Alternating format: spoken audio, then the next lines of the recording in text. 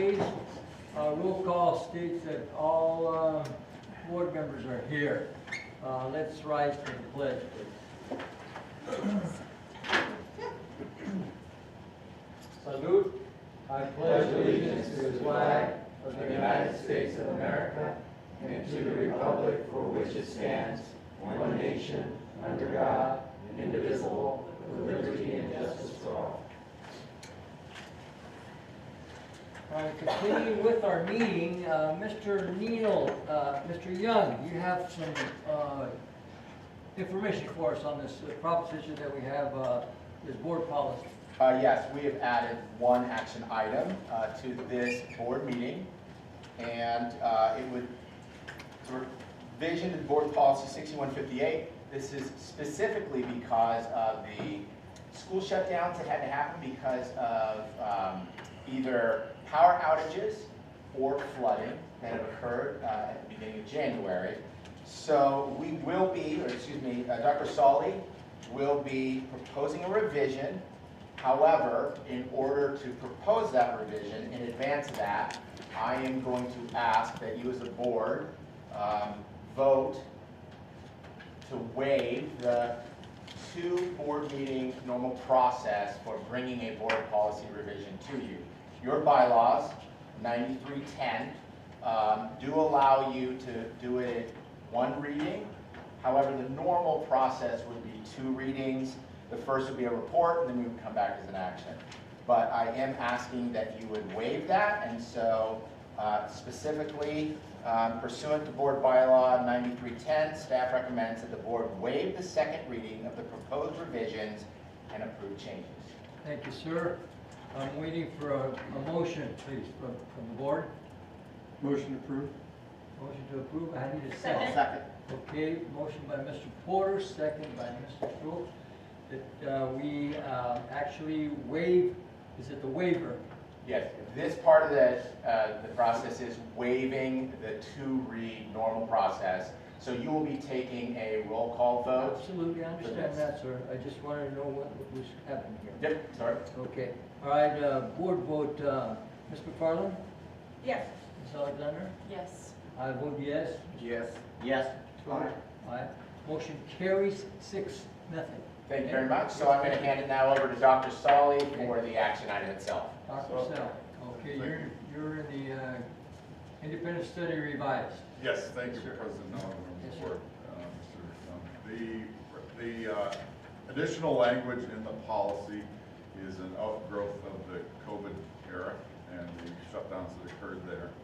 And the only change is that in order to file for our J13A funding allowance from the state, the district is required to offer independent study to parents of students who are impacted to make up their day or days of lost instruction.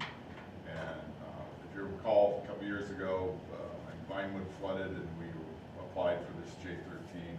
We were able to just proceed with that process. We didn't need to require the invite for independent study. This simply requires the district offer independent study to parents if they so choose to make up a day or days of instruction. Thank you, sir. Any board comments? I have a question. Yes, sir. Is it possible, I brought this up with Mr. Young, that I did some research on some, like the snow days and stuff. They don't do that anymore. Right, you go. They go automatically to remote. Is it possible that we could have that caveat, or do you want to comment on that? Yeah, I can respond to that. And I do know there are states that do that, you know, we have snow days. One of the challenges we have in Lodi Unified is currently the MOU that was put in place that would allow a distance learning model. We don't have that MOU anymore, so the board would have to give direction to go back and negotiate that with the teachers union. The second piece with independent study is that in this case, in order to do so, we would actually, anyone who would be taking it, we would actually have to sign an agreement, and they would be unenrolled from their current school, and they would be enrolled in independent study, and then they would unenroll and enroll back in their school study. There's some interesting challenges of doing the thing, of doing that, offering a distance learning model. That no longer exists as part of a regular school. That's not an option, and we would have to go through that process. So that is a challenge we have in Lodi Unified School District. Well, you said it's not an option, but it is an option if we pursue it. When you say when we pursue specifically. Well, let's say that you have an earthquake that affects some of our schools in the Bay Area, and they have to shut down for a period of time. We cannot, according to what you're telling me, go to remote, where the teachers are at home or whatever, they can facilitate their classes off of remote learning during that period of time when we're down, because we don't have an MOU in place. And you're saying that, okay, we don't have that, but we need to do this unenrolled, enrolled, independent study, which I understand.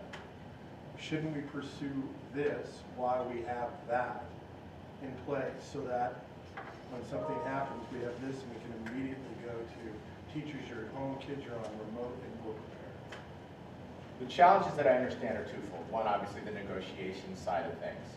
But as far as a regular school going to an independent school model, which is a different model of school, which our VRA has and independent study has, we would have to unenroll students from their home school and enroll them in an independent study program, because in that case it really would be independent study, and they would receive their ADA based on the work completed and turned in. We're no longer under the COVID changes that were made under the state of emergency, offering distance learning as a model in a regular school. So we would have to go and utilize independent study as our means to that end. I guess I'm a little confused. We can't just, for a few periods of time, and maybe I'm not smart enough, simply switch over to remote until things are facilitated. Nowhere in the state of California does any school offer that? I can't speak to any school in the state of California. I can't speak to charters and what are in their charters. I can't speak to what other districts have as far as their model of collecting ADA.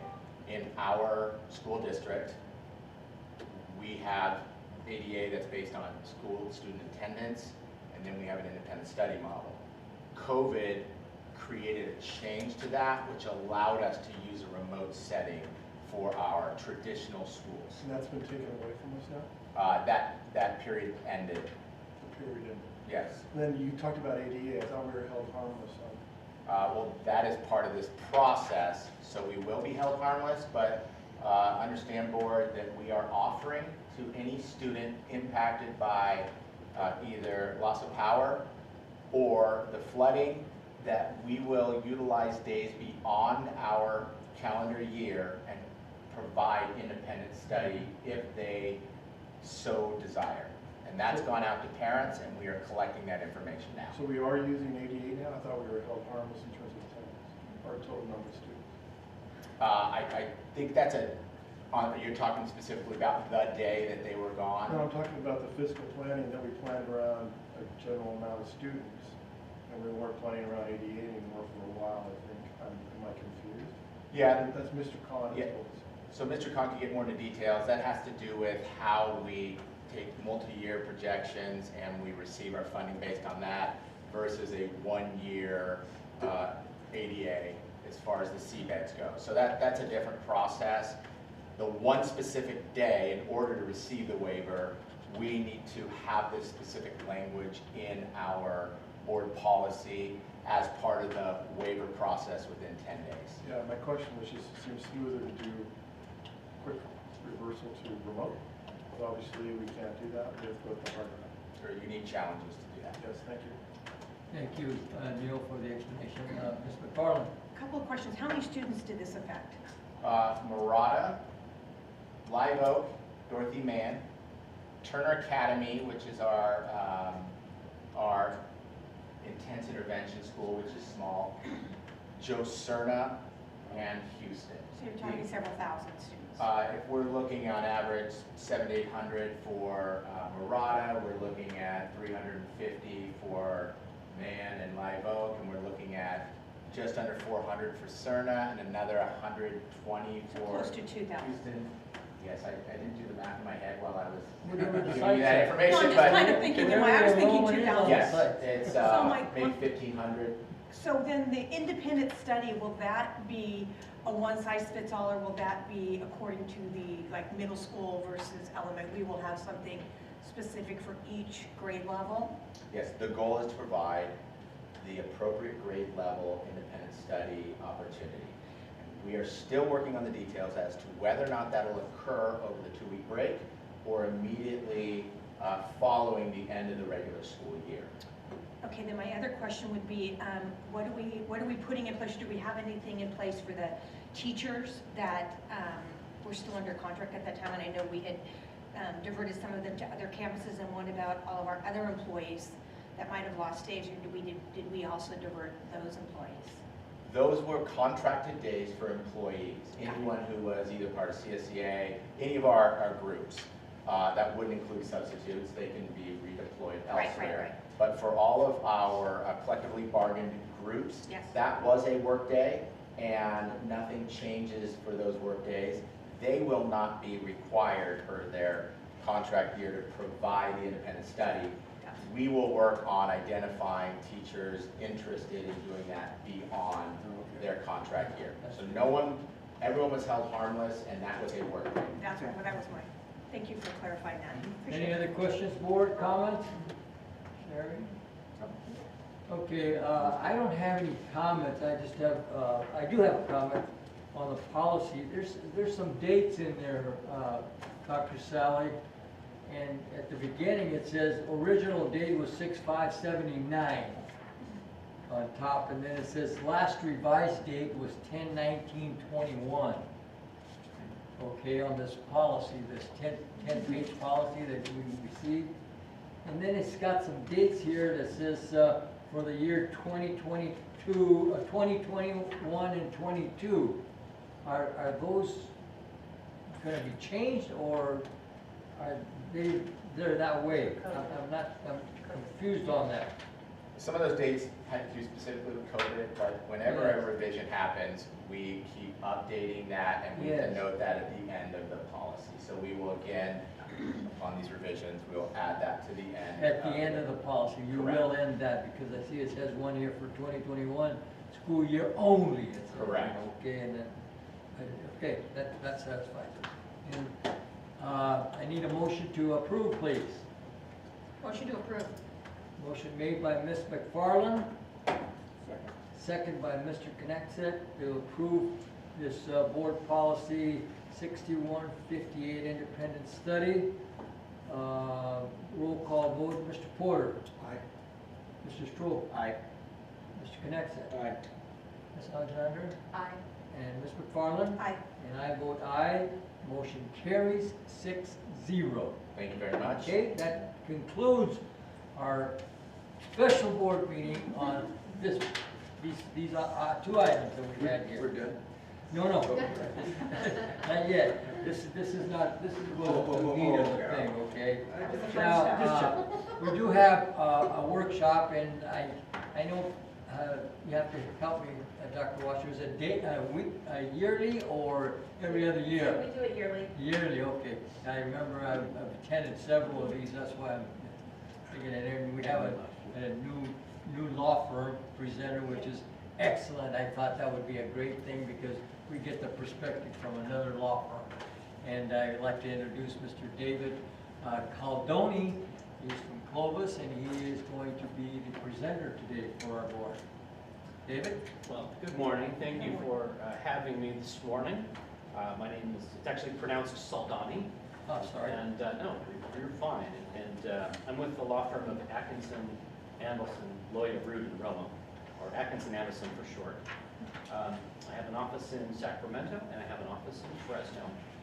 And I've been working with public agencies in one form or another, including cities, special districts, and school districts, for about 23 years now.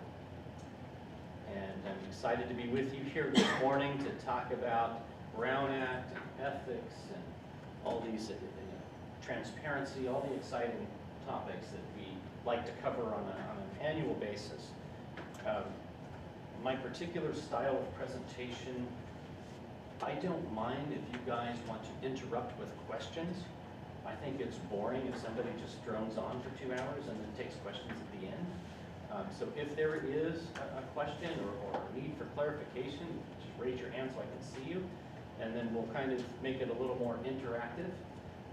I would like to start, if you would indulge me, with just some quick introductions around the table. I'm particularly interested in how long you have been a board member, not necessarily just with the school district, but if you've had experience serving on other boards. Maybe we start with to my left. With me? Yes, please. Sue McFarland, this is my second term, and I've also been a president, so I've had that lovely legal component of it also. And I've done all the CSBA training on ethics and the big training and all those additional things, so lots of information, but I like more information. Thank you. I'm Sherry Alexander, second month. I love it. I just retired, and this is, yes, so from teaching for 37 years. Wonderful. So my first time on a board. Joe Nava, this is my 14th year. And I belong to other boards also, so I'm very familiar with the situation and the presentations now that I've been through 14 of them. Actually 13, this might be my 14th. I actually remember you, Joe. I was here maybe a decade ago. Okay. And you were here, so I remember. You're right. Okay. Hi, I'm Gary Knackstead. This is my 6th year on the board. I taught in the district for 37 years. I coached as athletic director at Lodi High School. See, I've been president. I'm vice president now. Huh? Not vice president? Yeah. I'm Jeff Stroh, and I'm new to this. I'm retired about 3-4 years ago, and my second month, so I'm in the learning stage. Courtney Porter, this is my 5th year being on the board, and I taught in the school district for 38 years, and Clovis is one of my favorite towns. They're on their lot for water polo tournaments and stuff like that. I coach as well. That makes sense why you spend time there. Wonderful community. Yeah. So thank you for being here. No, it's my pleasure, and it's what an interesting board. A lot of retired teachers, probably a higher percentage than most boards that I work with. I think it's a very valuable perspective to have when you're presiding over a school district.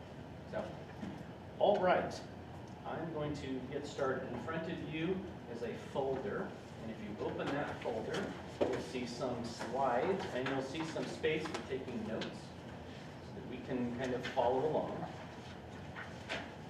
And with your permission, I'm just going to dive right in. Yes? Okay. Make sure this clicker still works. Great.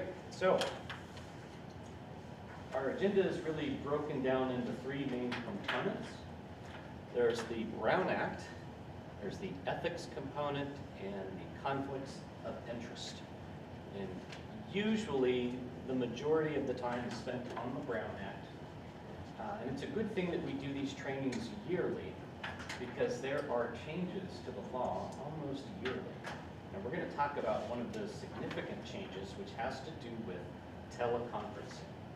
Right? We went through COVID, and there was that time when all the meetings were on Zoom. Now that state of emergency is officially ending from the state, so now we have a new set of rules, and we still have the old rules. So we're gonna cover all that stuff. What is we know what the Brown Act is. Let's skip that. So this is an important section because it's really the policy of the state, and it's why we have all these rules and regulations. They're all designed to foster this concept of transparency. You folks are elected officials. You preside over an agency that is funded with taxpayer money that you all pay into, that I pay into.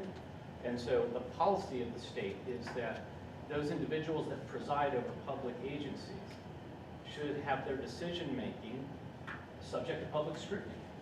The public has vested interest in understanding the business that's being conducted and your reasoning for approving things or disapproving things. So everything in the Brown Act is geared towards that transparency, with a few exceptions that we're going to talk specifically about.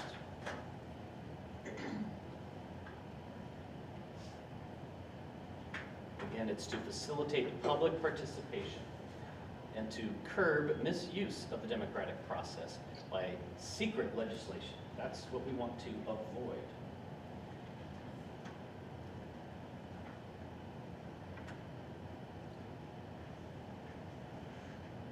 There have been changes to the Brown Act over time. Probably the most significant recent change was in 2004 under Proposition 59, which requires even greater public access. Here's the general rule. Meetings of the public agency shall be open and public, except as otherwise provided. Okay. So, for example, our training today is open to the public. So anybody that wanted to walk through that door and sit down in those seats and participate, they're welcome to come and sit down and listen. This is a public meeting. Now let's get into some details. What is considered a legislative body that's covered by the Brown Act? Well, certainly the school district, school board, that's a no-brainer. But what about committees or subcommittees or commissions? It gets a little bit trickier sometimes. Do you guys have, for example, board subcommittees? Yes, we do. What's an example of a subcommittee that you have? 2x2 with Lodi Unified, or 2x2 by Stockton Unified. City, okay. And that's two, meaning two board members sit on that? 2 board members lead. And is that a standing committee? It could be a standing committee, yes. So my supposition then is that those are public meetings and the public is welcome to attend. Okay. And we'll talk about some more specific versions of that. So personnel commissions, are you a merit system district? Or not? So you don't have a personnel commission. But it's basically any governing body that's, or local agency created by state or federal statute. So school district is one example of that. Here's where we get into some distinctions. If it's an advisory committee that's only a subcommittee, right, that meets for a specific purpose. So you guys have 7. So that means 3 of you can be a subcommittee. So for example, I understand you have a trustee area vacancy. You may decide to create a subcommittee to receive applications and to forward recommendations for a full interview. That's just one example.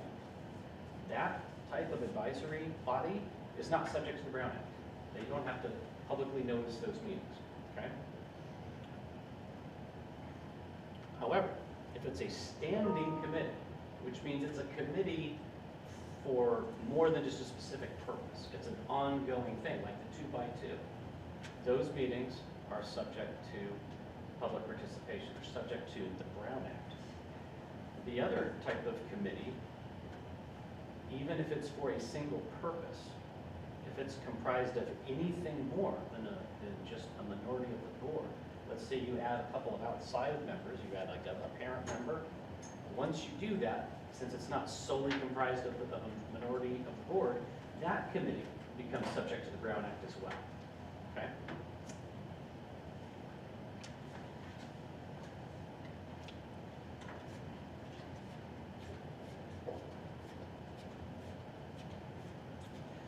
So the member of a legislative body, it's you all that are sitting here, right? It's anyone that's elected to serve.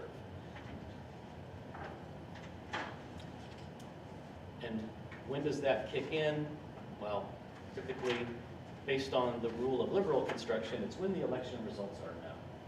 So the moment it's known, even though you're not sworn in, you need to be careful that you're not trying to develop a consensus with the other board members outside of public meetings. And we'll talk about that next. So what exactly is a meeting? Well, the Brown Act has a pretty broad definition. And the whole purpose of defining meeting is, if it is in fact a meeting, it needs to be subject to the Brown Act. If it's not a meeting, then it's not. but there are a variety of meetings that we're going to cover. The easy definition is any time a majority of the board is present to discuss district business. That's a meeting. And that could be the case whether you're all in the same room or whether some of you are here and then some are participating remotely. That's the meeting. Deliberate means you're talking about district business, something within the jurisdiction, within the realm of authority that you have over the school district. An action taken refers to a vote, right? Deciding, exercising the authority of the board, which can only be done by a majority of the board members, right? If you don't have a majority vote on something, it does not move forward. Where this gets a little bit tricky is this concept of a serial meeting. The whole idea is to have a consensus develop in front of the public so they understand how you got from point A to point Z. It looks suspicious if there's, for the very first time, a very complicated matter that's on the agenda, and there's no discussion, there's no deliberation, okay, we're all ready to vote on this thing, and the public just kind of sit there and scratch their head and think, did they talk about this at another meeting that I missed? How could they have possibly, with no dialogue, no discussion, reached that conclusion? So the Brown Act is designed to discourage that. And there are ways in which you can interact which are problematic, which create a meeting in the non-traditional sense.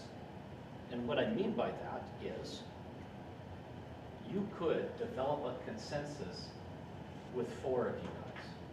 And that can be something as easy as starting with board member 1, talking to board member 2,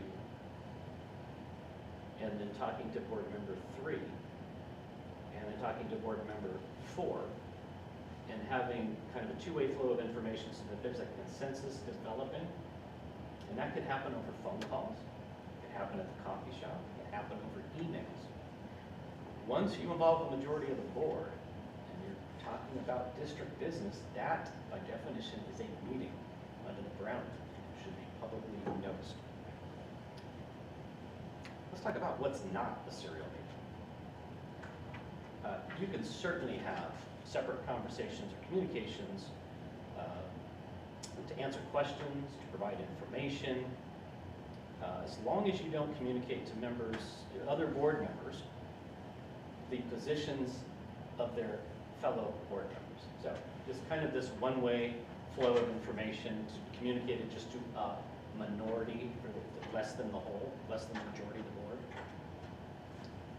Also taking, receiving information from staff. It's a one-way flow of information as long as the staff person's not saying, well, I talked to Sherry and Joe and Susan, and they are in favor of this, so I'm just letting you know. See, that's where we get into trouble. Once you are provided information that, when coupled together with the numbers, you have 4. Once 4 people know what the other 4 are thinking, that's when we get into trouble. That's when we have a serial meeting. So put together a couple of graphics just to train you. I'm a visual person, so this is this kind of illustrates, right? So, and it's perfect because there's 7 of you. You see the staff person is in the middle. And again, this is that first model where board member 1 is having a discussion, and then board member 2 has that same discussion, and board member 3, and then board member 4. Now we have 4 of you talking about something. Let me show you what is okay to do. So again, this is that one-way flow of information from staff to each. Notice the direction of the arrows. The arrows are going from staff to you as the board.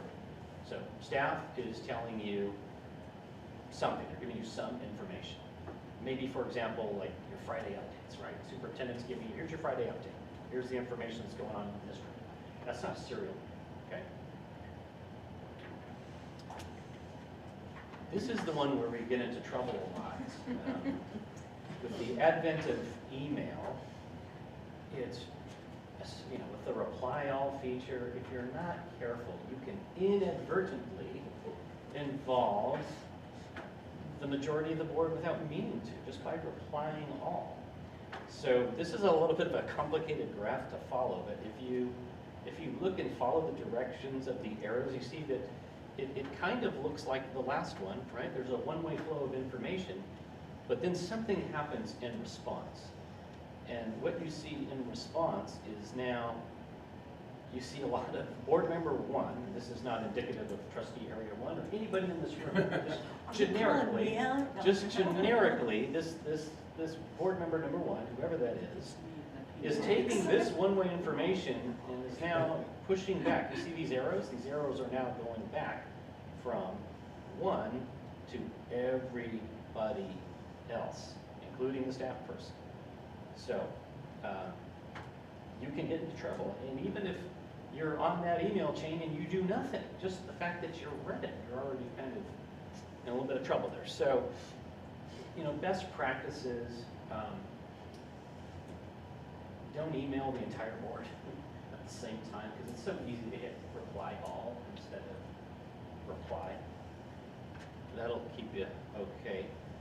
So here's another example. So in addition to just the one way from staff to the board, you know, it's okay for the board to respond back, ask for clarification. And if you follow the lines here, it's a two-way street of communication, but it's between staff and board, staff and board.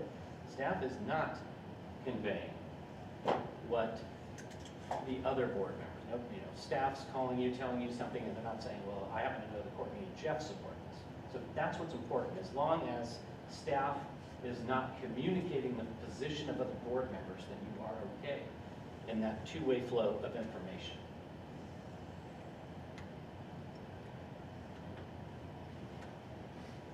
These are some other examples of what a meeting is not. Individual contacts. You're out in the community. Parent approaches you. And even if they want to talk about district business, I don't understand, why aren't we doing this? Why are we doing this thing with independent study? I don't understand. Okay, that's a conversation that you can have. You're an elected official. You're entitled to have those conversations with members of the public. But those are individual conversations. And in having that conversation, you don't say, well, I happen to know that Joe, Sherry, and Susan believe that blank, right? So it's always just that one way. If you always keep everything one way, and you don't talk about what you suspect or know others to be thinking on the issue, you'll be okay. There's even some exceptions when the majority of you are together, right? The most common is when you're at a conference. The annual, for example, the CSBA conference. I don't know if you guys were there in San Diego. This was only last month. It's very common for the entire board, with their superintendent, to attend that conference because there's trainings for board members. You can be at those trainings. However, what I recommend as a best practice is don't talk about district business when you're there. You can talk about the training. In fact, if you want to go to the training, just, you know, have 3 of you go to the training. Have 3 of you go to the other trainings. At some point, you all convene for dinner, very common. But just make sure you're not talking about district business. You're there to kind of learn via that conference. So that's the exception. You can certainly be there together, all of you, but you can't talk about district business. No specific agenda item discussions. That's hard to do because we're all human, and what do we all have in common? Well, we sit on the board of a school district, so I've been in those dinners, and I've heard, like, what are we going to do about this? And we just kind of, wasn't that on the agenda? Oh, okay, right, sorry. So, nobody's perfect, right? But we try. So I have these little, I hope you'll forbear here. I have these little annoying quizzes sprinkled throughout. Tell me if you want to skip it, but this is just a check for understanding. So, which of these is a serial meeting of a governing board, and don't flip ahead because I have the answer, that would violate the Brown Act? So here are 4 different options. Superintendent calls each member, find out what would be a good date for a special meeting. B, a board member talks to another board member at a staff picnic. about district business, about whether a district engineer should be fired. C is the superintendent has her secretary call each member of the board to determine whether there is support for purchasing a piece of equipment. Or D, a district board goes to Sacramento to meet with state officials regarding funding for instructional programs. Which, if any of these, is problematic as being a potential serial meeting under the Brown Act? What would you say? What's the consensus? I'd see. Okay, anybody disagree with that? I'm thinking B. I was thinking B and C. Yeah, they're both good. Okay, so it's definitely C, but let's talk about B. B certainly could turn into that. So far, it's just one with one. The problem is then if that one person then takes the other step, they could be going down a dangerous path. But in B, you're talking about personnel information, so You is can. You can talk about district business if it's two of you, because that's not a majority. Now, in practice, you may want to avoid that and just keep all of your discussions, save them for the board meeting. That's not a bad idea, but under the law, that's technically not a serial meeting. But taken a step or two further, it can be, right? This is the first graph where you have 1 to 2 to 3 to 4. So far, it's just 1 to 2. But the problem with that is you don't know what 2's going to do, and you don't know what 3's going to do. So I think that's a good practice. Just don't talk about district business with other board members unless you're in a meeting, right? Okay. Is there, just a quick question, David, Yes. about privacy, or say there's controversy about that district engineer and it's a hot topic? I would think that two people just talking about that out in a public setting would be a kind of a breach. Is that? It depends on who's hearing, but that's a very good point. If you're at a picnic, We talk really loud. and so, I didn't say that, but you know, maybe somebody overhears that. And I will tell you that in 20-something years, that has happened. That has happened. Is that more ethical than legal? Yes. Yes, it is. And it's more practical. It's more of a best practice than it is. We're talking about B, that Yeah. talking about I assume that we can only really discuss the superintendent, that was our only employee. Talking about personnel is considered, Well, but in fact, you, as a board, you do make personnel decisions. we do. So that's, and in this situation, we have this district engineer position, which you probably don't have here. But it was the, They'll find one, they're working on it. right. Yes, exactly. David, can I ask a follow-up question? Absolutely. So, play it out. Mhm. And these two are talking at a picnic, people What are are we really talking hearing about? it, and next thing you know, down the road, this person ends up getting terminated. Now, they believe they were wrongfully terminated, and, I mean, what is their recourse that would potentially, I mean, to protect my board, what do they need to understand is at the end of the yellow brick road? Potentially. Well, you know, here's the real danger of having that conversation. If it's overheard, and then somebody tells the district engineer. So at this point, staff hasn't really taken a position. But if that engineer gets wind ahead of time, and the decision may be to not get rid of this district engineer, right? That's the point of they're having this conversation. But if this person hears, oh, they're getting ready to fire me, that's going to cause some consternation, understandably. In terms of liability, it more has to do with whether there were appropriate grounds for dismissal or discipline. The fact that they find out ahead of time is very unfortunate from a practical standpoint, but it's not necessarily a legal liability problem unless, as a part of that conversation, you're saying, here's the reason why. It's because this person, I'm just going to make this up, stole money from the district. And let's say that they didn't. Well, now you have a defamation problem. So, best practice, we don't talk about that stuff outside of the proper channels. You have plenty of meetings, you can talk about all that stuff. Closed session, we're gonna talk about that, the personnel exception. And that's a very good reason as to why that part of the business is not conducted in public view. Okay, we'll talk about that. Oh, here's another question. Okay. In which instance has this board violated the Brown Act? So we're at a conference and they're talking about, the majority of the board talks about their whatever program, water purification program. That's A. B is basically all the members attend a welcome reception for the new superintendent. And each one tells the superintendent about their biggest pet peeve. Welcome. Which I'm sure none of you would ever do. Right, Neil? You haven't heard the pet Pet peeves? cats, Okay, pet dogs, okay. just no pet peeves. Gotcha. Or 3 of 5 board members show up at a city council meeting, and they talk about an employee discipline case while waiting for the meeting to start. See a pattern here. Or D, 3 of 5 show up at a planning commission meeting, and each speaks out during public comment about the impacts of a new housing development. What do you think? C? Yeah. Anybody think it's anything other than C? D sounds kind of fishy too, No, I think it's okay. because it's sharing. Yeah, but it's not, It's okay, it's Yeah. public. That's right. They're all- It is, Okay. They're just expressing their. well, that's right, in their individual capacity. So it actually is C. I don't know why the answer says A. Oh, no, it does say C. Mine says A on my notes. Okay, good. Phew. 3 of 5 show up at a council meeting, and again, they're talking about employee discipline case.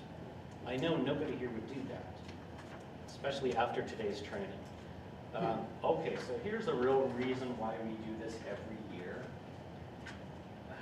We get a host of new laws on a regular basis. So even for those of you who have been here a very long time, there's always something new to learn and something to kind of add to your toolkit to make sure that you are conversant and understand. So in a sense, even though some of you have been here 2 months, some of you have been here over a decade, you are all on equal footing for this next part, okay? Oh, let me go back. Okay, here we go. Now, I know you guys didn't have any difficult board meetings during COVID where people showed up and yelled at you, No. right?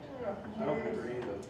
Not you guys, but some districts had a little bit of some issues with folks that were upset and folks that crossed the line. And folks who, for example, when boards just started to come, I'm not going to tell you which district, but I actually had this happen. Well, one of the boards was meeting still in person, you know, distanced with masks and all of that, and they required that if the public were to join those meetings, that they also wear a mask and socially distance themselves.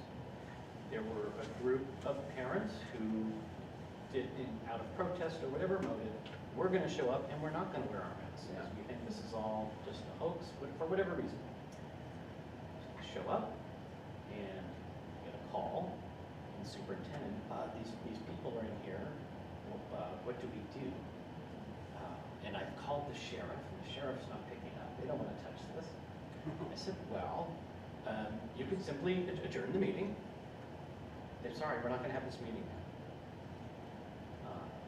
And if they did that, shut it all down, then they went around through the back door, came back in, reconvened the meeting with the doors locked.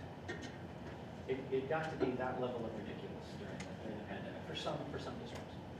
So seeing these things repeated during this pandemic, legislature said, you know what, we need an additional tool for helping boards deal with this kind of behavior. And that gave us Senate Bill 1100.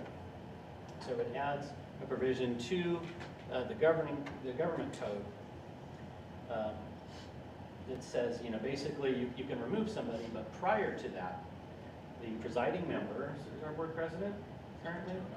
Okay. Or their designee.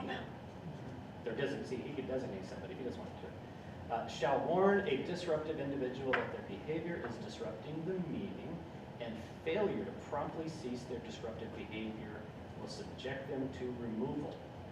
So, as a practical matter, you should have a little script that just kind of sits with you along with your other scripts, so that if you have to go there, you can say the magic words, and then you throw them right out, okay? Well, let's talk about what disruptive behavior means. Well, it's not that somebody, and this is a tough one for some boards. Some boards, not you, don't like to be criticized. And in their mind, criticism of a board or their handling of something is the equivalent of disrupting a meeting. Well, that's not necessarily the case. The example that I gave you, that's a disruption of a meeting because they are violating basically a health requirement that was put in under emergency resolution, and that's a health and safety issue that precluded the meeting from continuing in that state. That's an actual disruption. I'll give you another example of an actual disruption.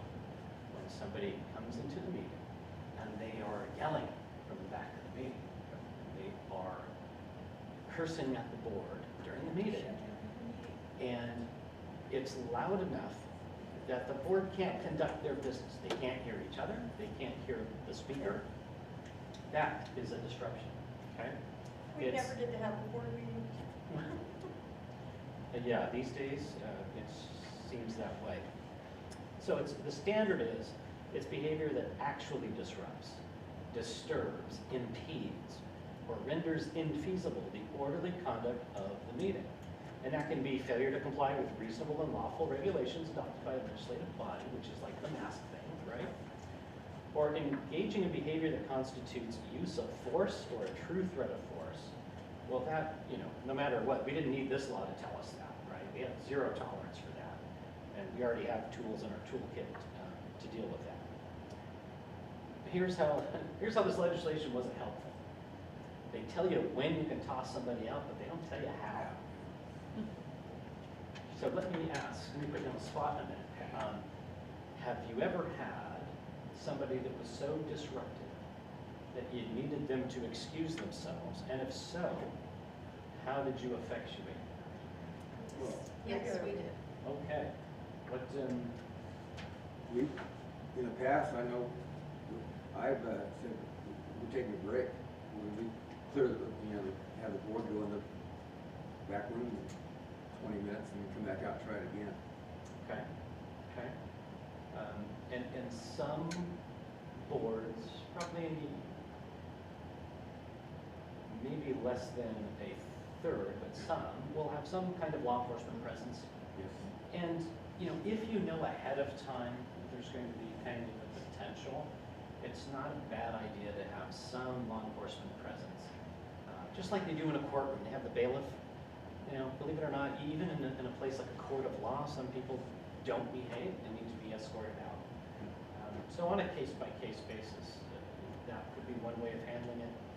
I do not recommend that any of you individually forcibly or don't tell your superintendent, hey, throw this guy out. But certainly you always have the option of adjourning the meeting for a time, contacting law enforcement depending on the level of conduct. You do have an ability to deal with it, okay? I have a quick question. Yes. So we have a 20-minute time limit that is set, and we have the blinking lights and all the bells and whistles. And at the end of it, we regularly get people that will say, whatever, I want to finish my comment. Yes. Would you put that, I would not put that in disruptive behavior category, me personally. I would, encourage the people to stay within the guidelines and what have you.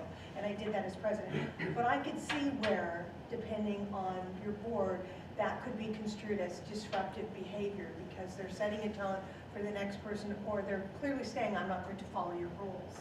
How would you interpret that? So I would look at it in this sense. It impedes your meeting and disrupts your meeting because you have agenda items. You have members of the public that are there after work. They don't want, it's a school night when you're having these meetings. You don't want to force the board to be here till 1 a.m. and force your public. So it's, in my view, it's a matter of degrees. If you have one or two individuals who keep talking And you can always, cut their mic off, ask them to leave, but you don't have to tolerate 6 hours. If your limit is 20 minutes and you let them go, at some point, you have to stop it. Because otherwise they could go on for some issues 5 and 6 hours. And then you're unable to conduct your business. Remember, it's the board's meeting in public. It's not the public's meeting, it's your meeting. Thank you for clarifying that. That's what I've said many times. The board is our meeting to do board business, is not. That's That right. the public can watch. That's right. The public has a role in that, and their role is to observe. Their role is to participate by letting you know what they feel about those things that you're deciding. Their role is not to impede your ability to conduct business. So at some point, exceeding that 20, however many minutes, can become disruptive. All right. Oh, this one, yes. And then we have AB 2647. Anything that you get in connection with an agenda item, if you get something kind of at the last meeting, or sorry, last minute, right before, sometimes that happens, like there'll be an agenda item, but you won't have maybe all of the backup document because we're still working on finalizing the agreement, or there's some report that we're still waiting to get. If you get that, you have to make that available to the public at the same time that the board's getting it.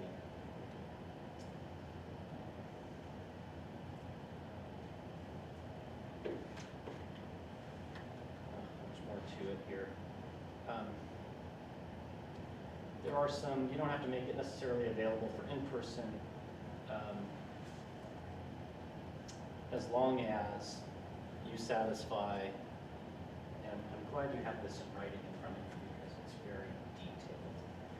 And I don't want to take up all of your time getting into the nuts and bolts of just this one law, but just understand that if you get some board backup at the last minute, make sure that you are complying with these requirements. Okay? And they're numerous. What about if something was to come up, 4 hours before the meeting to the board? Is that considered bad practice or still part of the meeting in 72 hours? If who shows up to the meeting? The staff provides a informational document or proposing certain expenditures and so forth. Is that a part of the 72 hours, or if it just shows up 3 or 4 hours before? Yeah, no, if the moment that that's distributed to you, that has to be made available to the public. So 3 or 4 hours is okay? Sure. Okay. And sometimes it takes that long to get something. Sometimes it's the last minute. Again, the item is on the agenda. That's not the issue. So we're not depriving the public of an opportunity to comment on that issue. There's just some backup documentation that's forthcoming. Oh, if the item's not on the agenda, that's not good. Well, that's a whole different, Okay, thank you. yeah, that's different. So when you say provided, does that mean at least added to our agenda on the website, or should it be made publicly available at the time of the meeting? It should be made, it should be full. We put it on ESB. When it goes on Yeah, ESB, that's right. it just goes to the public. Just goes to the public. That's the way I What's understand. the SB? Electronic school board, it's Oh, our right. electronic agenda, so Perfect. if a backup item is not available at time of posting, because we do more than 72 hours Oh, I see. ahead of time, then we attach it to ESB so anybody can see it, And if it's a public item. wonderful. That makes complete sense. Oh, teleconferencing. I'm gonna skip ahead because I'm gonna go back to this. We're gonna spend a little more time on the teleconferencing because it's complicated, but it's important. Update on social media use. This one's not necessarily new, but it's recent-ish, and I think for some of you, you may not understand, with the proliferation of social media and using that as a tool to communicate with constituents, there's legislature thought, well, maybe we should put some guideposts in place to kind of help our public agency officials. Those communications are not meetings under the Brown Act. And you can engage in separate communications on an internet-based social media platform to, ready? Answer questions, provide information to the public, solicit, and I mean this is true, but I don't like this, solicit public input on matters within the body's jurisdiction. However, a majority of the legislative body may not discuss among themselves business of a specific nature, which encompasses comments or the use of digital icons that express reactions to communications. No poop emojis? That's the emoji rule. There's no No emoji poop exception. emojis, okay. So let me, I'll do an example here in a second. And of course, any communications posted or shared on social media between members of the legislative body, responses to the same communication, such as the use, here it is, of an emoji, a like button, or etc. Trustees also may not directly respond to a social media communication that's made, posted, or shared by any other member of the same legislative body regarding a matter within this legislative body's subject matter jurisdiction. Okay, so here's where this can be complicated. Here's the reason why we have these rules. You know, Joe starts a Trustee Joe Facebook page and asks the public, you know, we have this, with the bond program, we have a priority of uses, and I think all the money should go to the middle school, let's say you. And now you get all these comments. I agree, middle school, middle school. I don't want to see likes or smiley faces or really any interaction from Susan or Sherry or Jeff. That becomes a problem. As a practical matter, I don't like the use of social media in that way. Call me old-fashioned, but again, if you just, it creates too many potential problems. And I've seen this with some of the younger millennial board members. They seem to do TikTok. I've seen them live stream board meetings, if you can believe that. So it's, for me, just stick to doing your business at the meetings. And, you know, folks that want to share their opinion with you, you have district email addresses, they'll write you. They know how to find you. But creating that forum creates risk to the board and to you as a board. So even though we have this law that tells you how you could do it, as a practical matter, I certainly don't recommend it for you. So I have a question. Yeah. We learned this in another Brown Act training about creating a serial meeting on social media. Yes. Which is exactly what you're That's referring to. So that's one of the reasons I'm off social media. But anyway, how do you, say board member Joe, for lack of your example, Yeah. and then it kind of goes down a rabbit hole where somebody else makes a comment and there's 30 comments attached to theirs. And there's 2 or 3 board members in that one, but they're not in the main concept. They jumped in. That's still a board meeting. That's still a serial. Absolutely. Yeah. Whether you've liked it, emoji it, or, well, I didn't know what was happening in that other message. I just was commenting Well, on that's right. Sally's message or whoever's. Because it makes it onto the same platform. Yep. And you are seeing in that Yep. same space the consensus of a majority of you. Mhm. One way of, I mean, there's a whole separate training module about social media if you want to go down that path, but one thing we recommend is that you turn off comments. And then it's not an issue. But that's more of a one-way conveying information that way. So that's one thing you can do if you're insisting on having a page. But then why would you have a page? It's just one, anyway.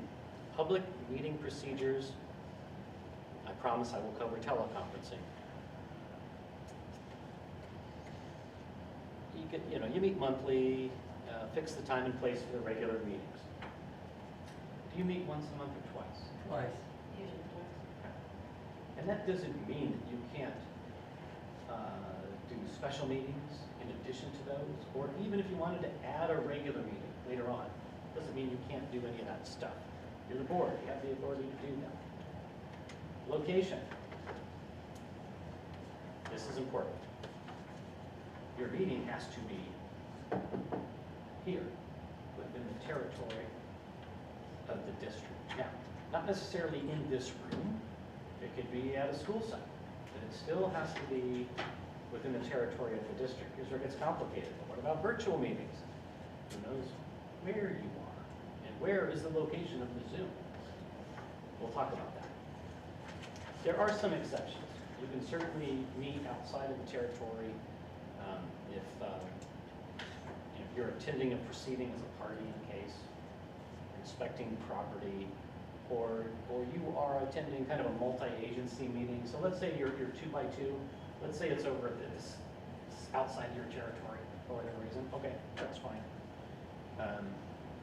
If you're meeting with legislators, you can have that offsite. The agenda. Any person, here's the big takeaway, may request that a copy of the agenda or the documents constituting the agenda packet be mailed to that person. If they want it mailed in paper form, then you gotta give it to them in paper form. Most people want email, but some people want it mailed to them. And those are usually a standing request that are active for a year. And do you have anybody at the district that's still, okay. Do you have anybody that asks for it by email? Usually the media has kind of a standing request. No, because it's available on our website. So Okay, they so know that how to- probably takes away some of that. But I still have some communities where there's more than one individual that will submit an annual request. They want that packet mailed to them.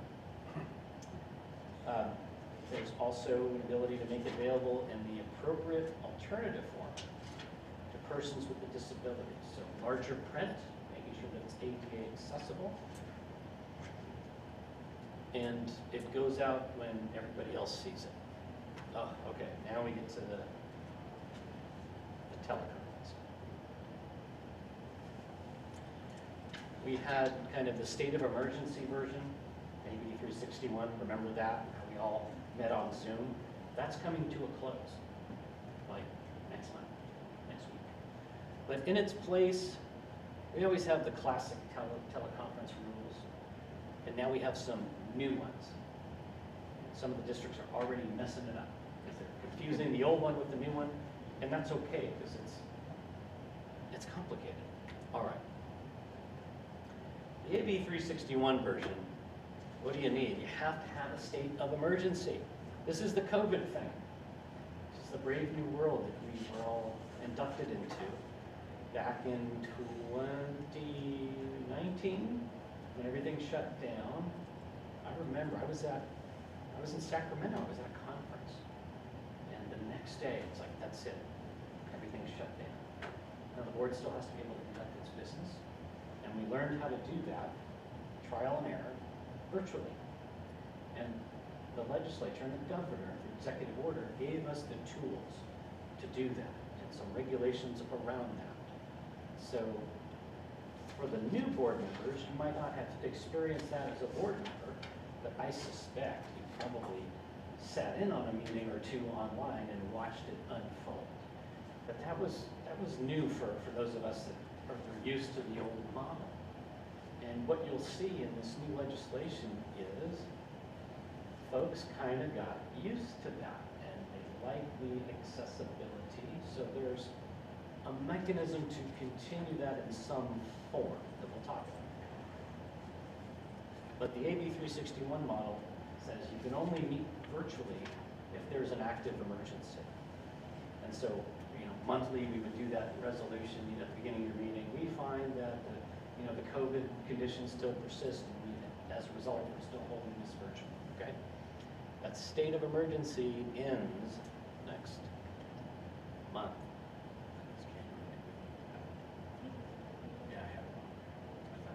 It's February 28th, right? Yeah. Yeah, it is. the next month, right? I had it in my head.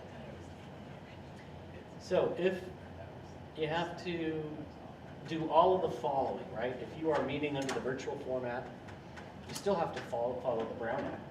You still have to post your agendas. You have to allow members of the public to address you directly for public comment via either call-in or, on Zoom, the raise your hand function. But they still have the opportunity to address you directly. And in your meeting notice, you have to explain to them how they connect. How are they going to do that? If it's a call-in, you have to have the call-in information.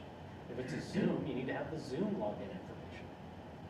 And you have to allow the comment in real time. Meaning, you can't force them to tell me what you're going to say before the meeting. In other words, you have to conduct it like you would a live meeting. Okay? If there's public comment, when the public comment item is called, members of the public get to walk up and make that comment. It's the same thing, only virtually. And again, if there's a time limit, the public must be allowed to register for comments up until the end of the time. So that's a little bit of a wrinkle. So they can register within that time. They don't necessarily have to complete the comments, so a little bit of leeway there. Again, you conduct the meetings in a way that protects everybody's public participation rights. And this is, what you're talking about here is for the entire board to be virtual, not That's individuals, correct? That's correct. We're going to get to that. So this is kind of how we've done that to a certain point. And by this time, I assume you guys have been meeting in person Yes. for a year or more by now? Yeah. So now we get to post-pandemic. So let's talk about the old way. Maybe some of you have actually done this before. This is the Lake Tahoe vacation. Okay. One of the board members is out of town, but they want to attend the meeting because there's an important item that they want to participate in. So under the old way, you basically, on your agenda, you have to identify that that board member Joe is in Tahoe, and here's his address where that's being held. And Joe's down there at the resort, but he's now in a conference room. And the reason he's at a conference room is because the location that he's at for teleconferencing has to be accessible to the public. Joe doesn't want members of the public coming into his hotel room. So he finds a place that's accessible to the public, and then he posts the notice. That same notice gets posted outside of that conference room. And if somebody's up there skiing and they want to make comment, they are allowed to participate from that location. Okay? That's the old way. The other wrinkle is the majority, don't get any ideas by this. I'm just saying, don't do it as a vacation. Maybe, they're helping a sick relative. Anyway. David, I think if you're taking a vacation, take it, don't call or do anything. That's the best thing to do. I'm with you. If you're going to take a vacation, I don't take need a to be vacation. at a board meeting when I'm on vacation. I don't blame you. The other little wrinkle, the majority of you need to be here within the boundaries of the district. So you can't do the old model if there's only, let's say everybody's gone.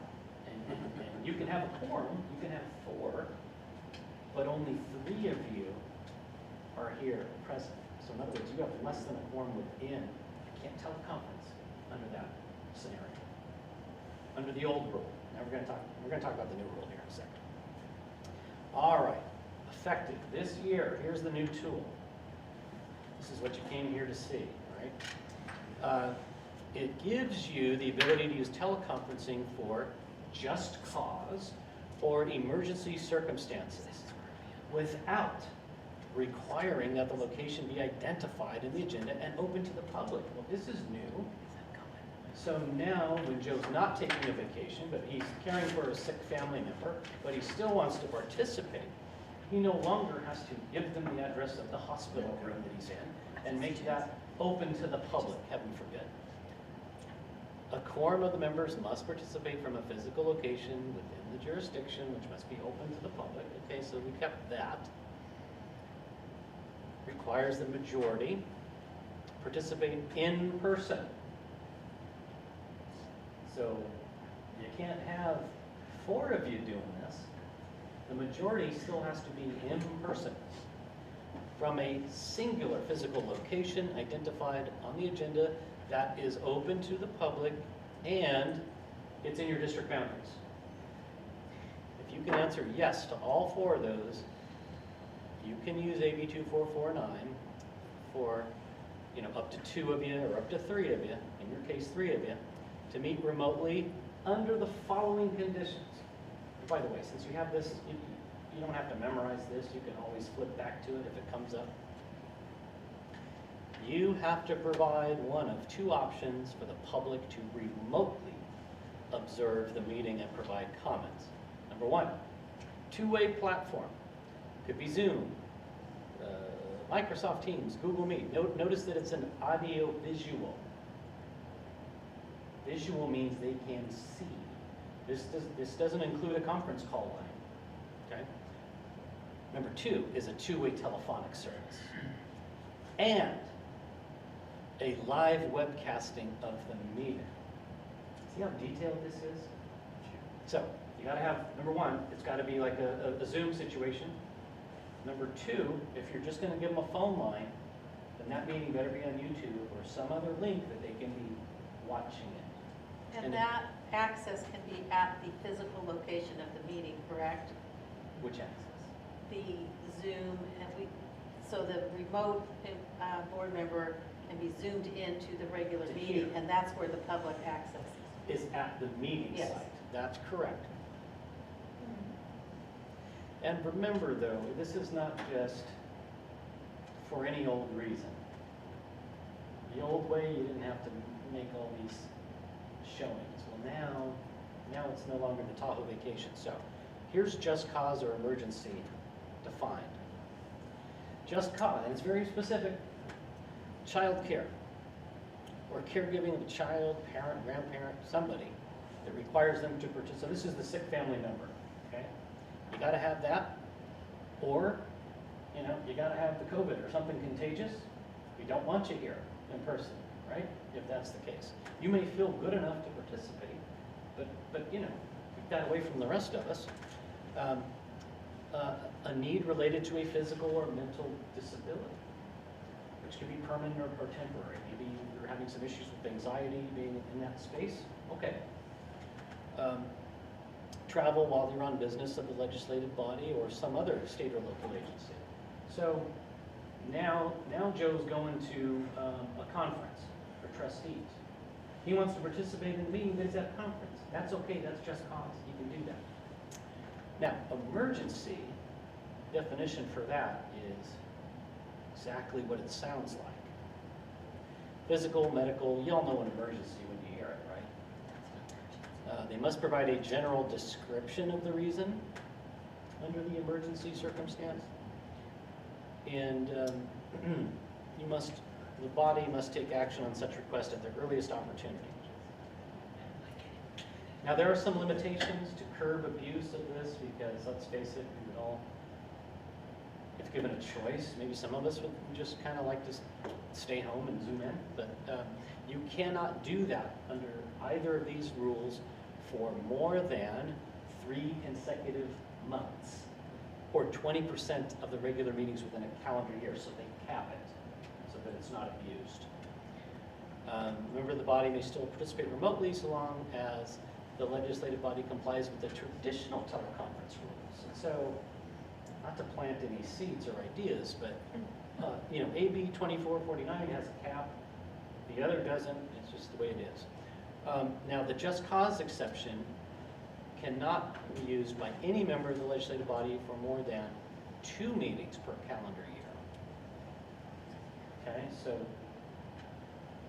you can't do this for more than 3 consecutive months or 20%, and only 2 of those can be just cause. The rest have to be emergency. Hence, it's almost getting as complicated as the leave law. Do we have anybody here with personnel? Yeah, this is like, it's like the leave laws, basically. So, how do you get this approved? Let's say you know for a fact you're caring for grandma. All right. Member must approve the request, or must request approval as soon as possible. And the legislative body must take action to approve the emergency circumstances request, and a general description of the reasons needs to be provided. And I've actually prepared scripts for the boards so that they can say what needs to be said to facilitate that. The member, and it's this weird clunky thing, I've already done this twice, so as a part of that item, you actually have to ask the person this question. Is there anybody 18 years or older present in the room? And if so, state the general nature of that relationship. That's just what the law says. And then this person must be participating through both audio and visual. So if you're using AB 2449, the call-in is not going to work by itself. Is this prior approval? Yeah, so how this works is typically, how I've done it the last couple of times, is the item is added as an emergency, because a lot of times this comes up a day or like 5 hours before the meeting. And so you add it as an you know how to add an emergency item Yeah. to the agenda. Yeah. And then the board president says, okay, I'm now gonna ask this, please bear with me, I have to ask these questions under the new law. They ask the questions, they answer the questions, say, do I have a motion to allow board member Alexander to appear remotely under AB 2449? So moved, take a vote, majority approves it. Just in that way. Now, this law is gonna be with us until 2026. So hopefully by that time, we'll have figured it out. Okay. I know that was a little bit of a slog, but that's the issue that I'm finding a lot of districts struggle with because it's new. And because the reality is, especially in our time, this virtual meeting issue, whether it's by the entire board or by certain board members, I think it's with us to stay. And so we're kind of learning how to incorporate this new technology into traditional principles of public participation, the public's right to have a voice in these proceedings and to observe the decision-making process as you conduct your business. Now let's talk about the agenda. The agenda has to include information so that folks that have disabilities has an ability for accommodation, including providing other aids or services to enable, for example, hearing impaired or vision impaired, whatever it is. And then here's the 1-year request to receive agenda materials. It's valid for a year. And you can actually establish a fee if they're insistent on getting a mailed copy. But most districts don't do that, they just provide it. But as of 2012, our agendas must now be posted online. We've all been doing that for a while now. David, can we take a break pretty soon? Oh heavens, I'm so sorry. Yes, and I should have said this. This isn't a marathon, so anytime you want to take a break, please feel free. Thank you for Thank you. Absolutely. Joe, you want to go 5 or 10 minutes? 5 minutes, fine. Okay, All right. I'm like, Did you say 50 minutes? sure you'd like a small lunch break.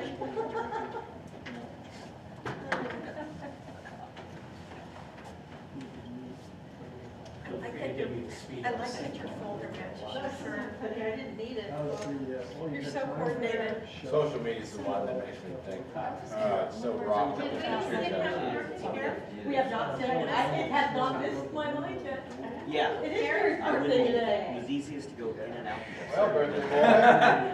And here I And am. then dug down to the That sliding says, glass happy birthday, Like a board Yeah. door. The brownie. forward section of the desk. Did you like my slides word email? I off, went, so the special students board are meeting, what are probably you talking? 20, I was like, I mean, it drops off. Slide off all the way. It You stops. screwed with that It was one probably when you did put that in your 50.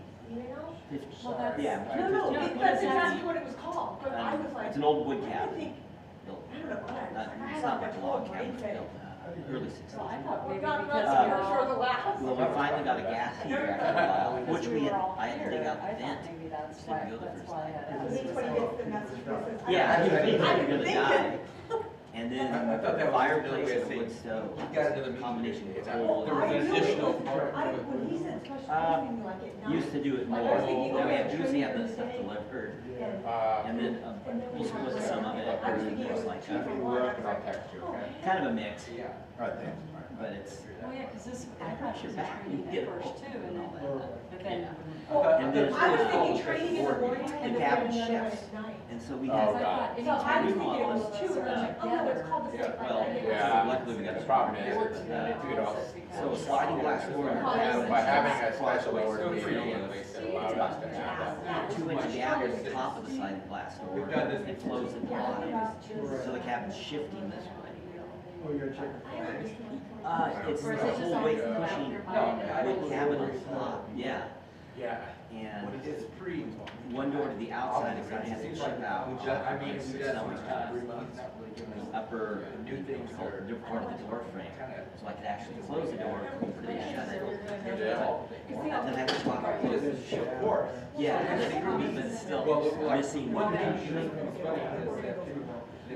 That one is not. Did he bump? Yeah, I know exactly what you're talking about. That was a sliding glass. But this door, that's different. But it's still missing about half a inch. Okay, that's. Old that she closed with, remember that's all. So it's probably closed because it's. Well, I didn't No realize that plug. was a 6 year big issue. Yeah. First of all, I'm telling everybody. The cover part of the day, my sister and I, we dug out the windows for light wells and stuff. No, there's a lot of snow here.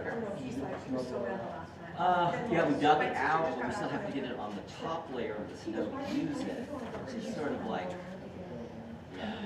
yeah, it's what it is. And our neighbors were kind of semi-trapped there. They weren't really trapped. They couldn't dig out their big snow cart. Their dog was really old and they didn't want to carry him down. Are we still live right now? So they stayed up there during the storm and they just blew it off every day. So they didn't have the huge buildup we had. Oh, they were just. Yeah, they stayed ahead of it. And other people, our cabin just like it was built. Joe, we ready? As much snow as you can. Gonna get coffee real quick. I'll send this.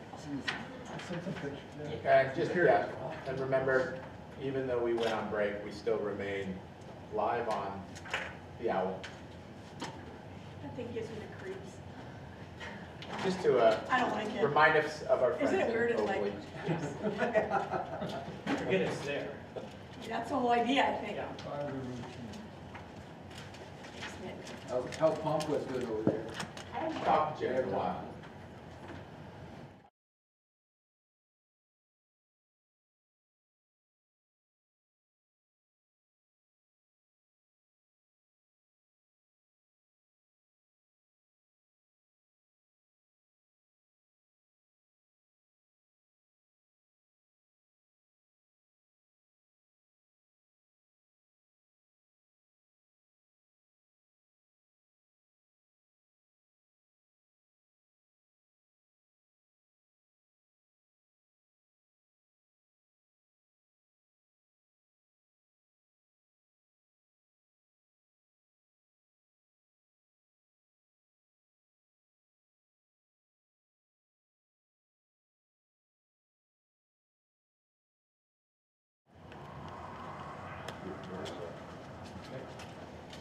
Okay, we are back. We left off on slide 51, talking about the agenda materials. It's already almost 10, so I'm going to speed up a little bit. I want to make sure I'm covering everything and being respectful of your time. Here, we talked about this being the new rule. If you have an item that's distributed less than 72 hours, right? You have to make it available.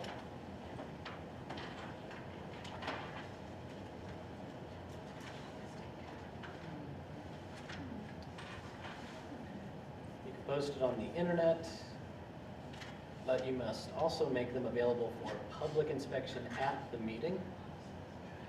So make sure, here's where you run into trouble sometimes. Sometimes you don't make enough copies. And then you're faced with the board secretary and has to run outside and go to the copy. So just make sure you have enough copies. Can't you just post them on a wall? You can, but folks like to I know. take a copy and have. Post one on the wall and they run out copies of police, well, someone was supposed to. Yeah. And again, you can charge. I wouldn't worry about charging it. Just because you can do something doesn't mean that you should. $100 sheet. So the notice of the meetings itself, and this is pretty rudimentary and this hasn't changed. You have to post it at least 72 hours before for a regular meeting, at least 24 for a special.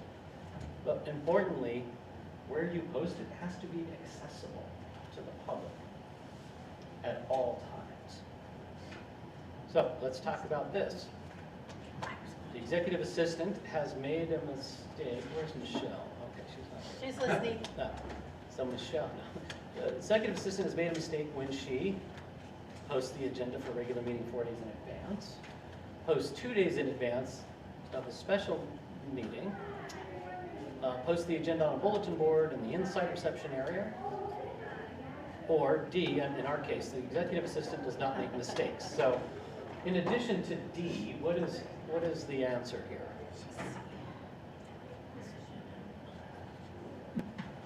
C. I would agree, and it's not clear, but let's, for the sake of this example, let's say the inside reception area is not open at all times and not visible. So that's really, and this is put in here for a reason.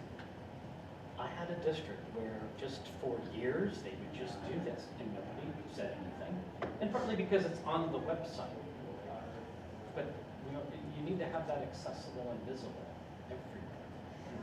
So then you're now posting it on the outside of the district office like most everybody else does nowadays.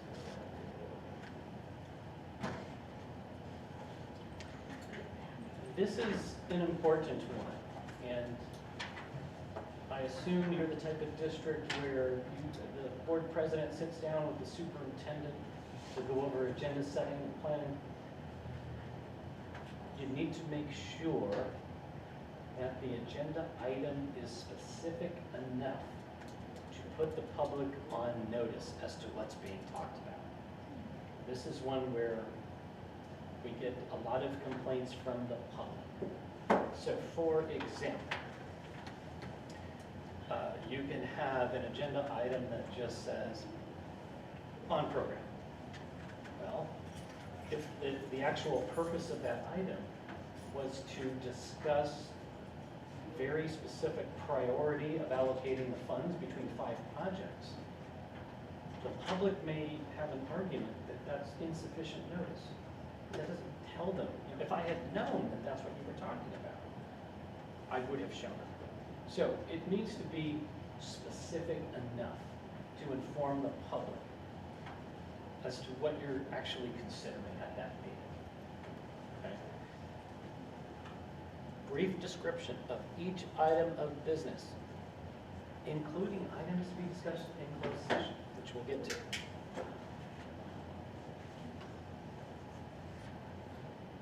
You can't change the agenda within the 72 hours preceding the regular meeting unless, here's where you have that emergency process, where the majority can vote and determine that an emergency exists, or 2/3 of the board present determine there's a need for immediate action, and the need came up after the posting of the agenda, or the item was previously posted for a meeting occurring not more than 5 days prior, and it was continued to the next meeting. So where this comes up a lot is you put out an agenda, and unbeknownst to administration, there is a looming deadline for a state or a federal grant, and that the board has to approve the submittal of the grant. Whoops, we didn't know that. It's not on the agenda. We don't meet again until a month, in which case we're going to miss the opportunity for those grant funds. That would be the 2/3 making a finding that there's an immediate need, and that need wasn't brought to the attention of the governing body until after the agenda went out. Okay? That's the easy example. Special meetings, 24-hour notice, may be called by either the president or upon the written request of 3 members to the president. Here's the difference between a special and a general. You can only consider business specified in the notice. That's kind of the same as the regular. You can have a closed session as part of a special, but public comment looks different, or it can look different. You will recall that in a regular meeting, you have the little public comment period for items not on the agenda, but within the jurisdiction of the governing body. So that's their opportunity to talk about non-agenda items that still relate to district business, but they're just not being covered on the agenda. Special meeting, you have the right to restrict that public comment to only items that are on the agenda. That's one key difference between a special and a regular, is that level of public participation. And I think the policy behind that is you're having a special meeting there's a reason why you're doing something off meeting track. There's something important, there's something timely, there's business you need to transact, and you don't want to take up that time with hours and hours of public comment on things having nothing to do with the special meeting. So you do have the right to restrict public comment to just items on the special board meeting agenda.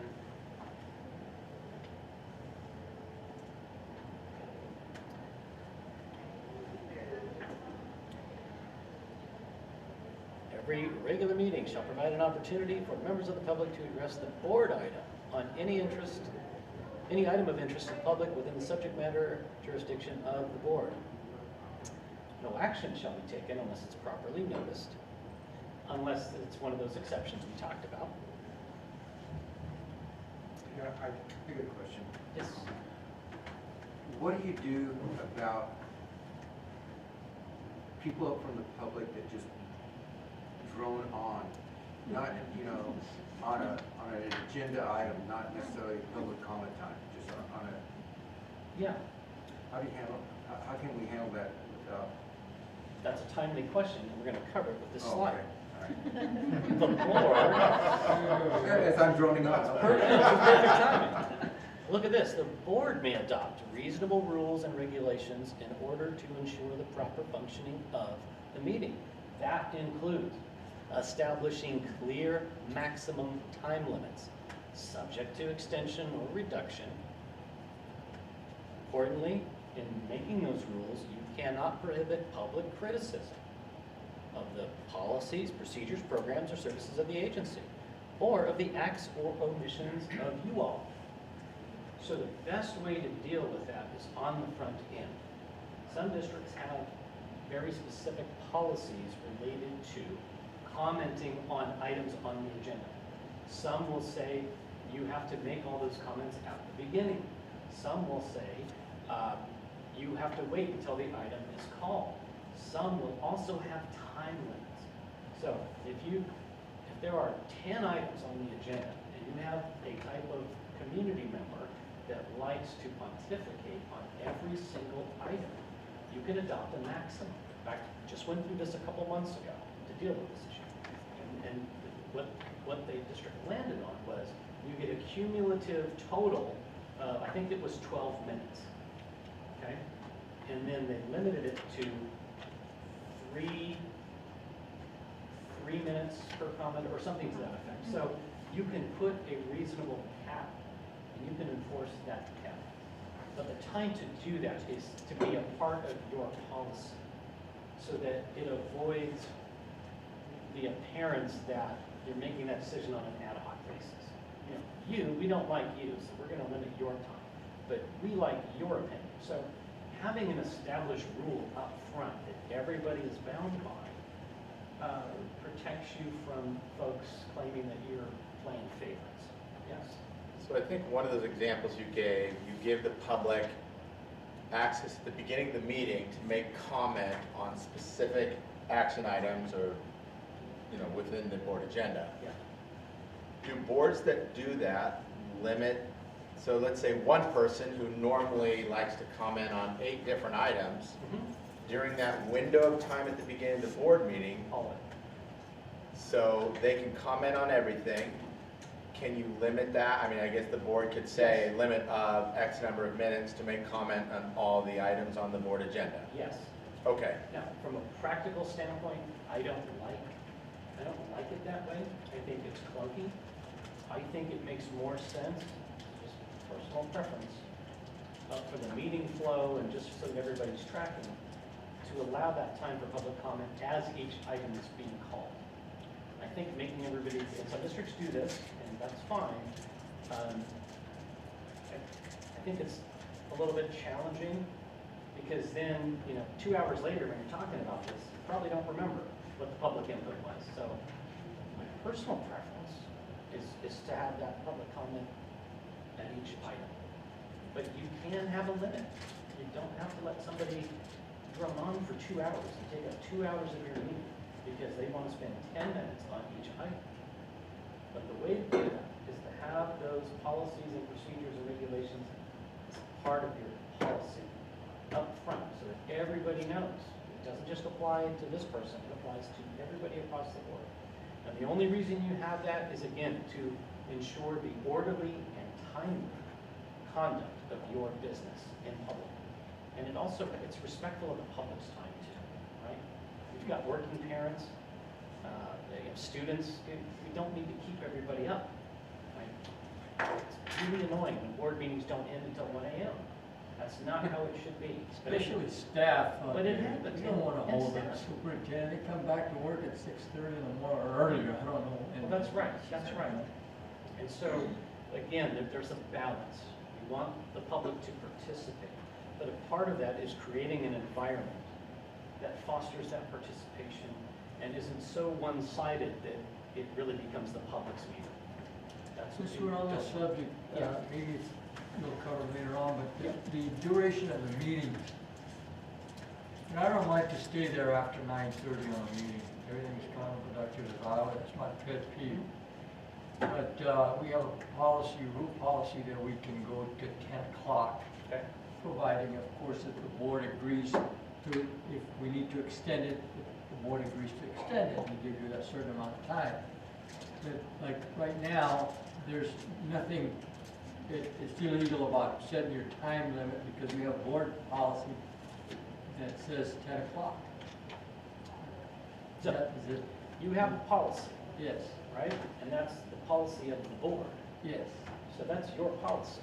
So if you want to make an exception to that policy because you have an item that's going to take longer, Right. or you need to get out of here sooner, if it's the desire of the majority of the board, then so be it.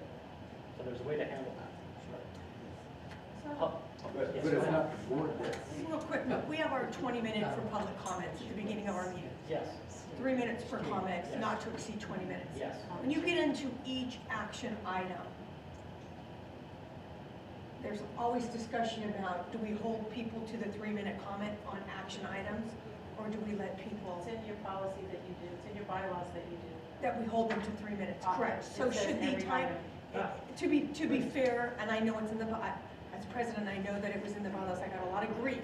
Yep. Because we're cutting people off, the timer goes off, it's disrespectful. But that is our policy, so as a board, we should be holding, that timer should go off on every comment on every agenda item. Am I wrong to think that? No, you're not wrong. Again, It's a, as part of your duty is to ensure the orderly conduct of the meeting. Not just for you as board members, not just for your staff, but remember, that helps ensure the public's right to participate. An orderly meeting allows for greater, more meaningful participation. No member of the public wants to be here after 1 a.m. And it's almost disrespectful to other members of the public that want to observe and want to participate. If you allow somebody with a particular bent to take up and occupy the majority of your meeting, that's not orderly conduct of the meeting, and it's harming the other members of the public. I think you need to look at it in that light, yes? Mike, No, you're- it's kind of a double-edged sword, because the meeting is our constituents, who we work for. So part of it is transparency. And part of it is what you're talking about, orderly conduct. Now, if you have board members that don't answer emails and things like that, that's their choice. But we also have to be very transparent, right? So by limiting, you're taking away that transparency. Because there might be a question that comes up or a comment that comes up that can feed some interest into exposing more of what's going on in our district and making our constituents more aware. I view the board meeting as a way for us to communicate to the community what is going on. That's what we were elected for. And lately, all I've been hearing is restraint, which kind of bothers me, but it doesn't bother me. Because as you said, we need order in order for everybody to participate. So it's a double-edged sword. Well, that's right, and we're doing, I don't know if you can see this visually, but we're doing this, right? Because we're making kind of the sign for scales, because it is a balancing.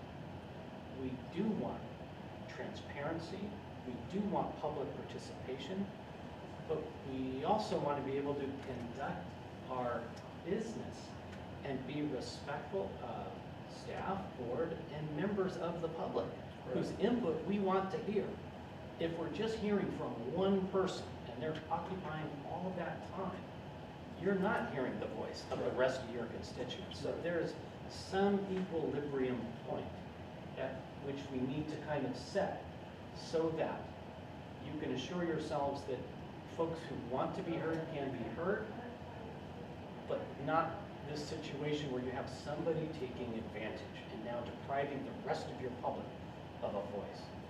That's what I see happening in many communities. There's one or two that will take up all the time you give them and more. And what that does is it discourages other voices and other viewpoints. So it really is literally a balance. And as a board, as you do, board governance workshops, as you train together, as you find your kind of equilibrium, you'll need to decide that set point for this board, what the majority of the board's going to find comfortable.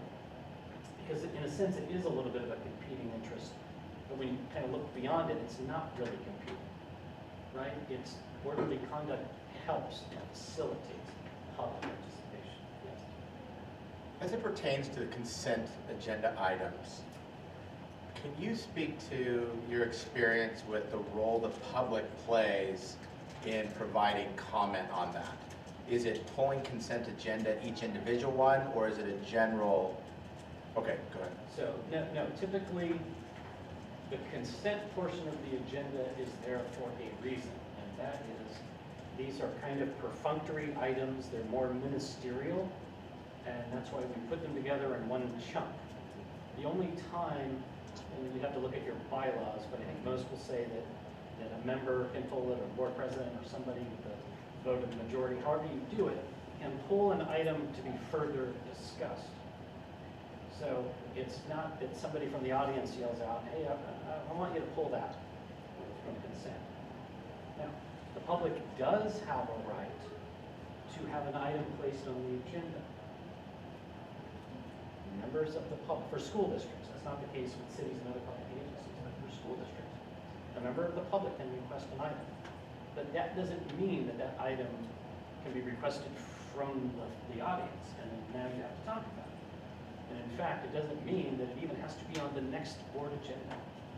It means that if it's within your jurisdiction and they request it, you have to fit that in where it's going to fit in the coming weeks, in your next meeting or a meeting after that, for example.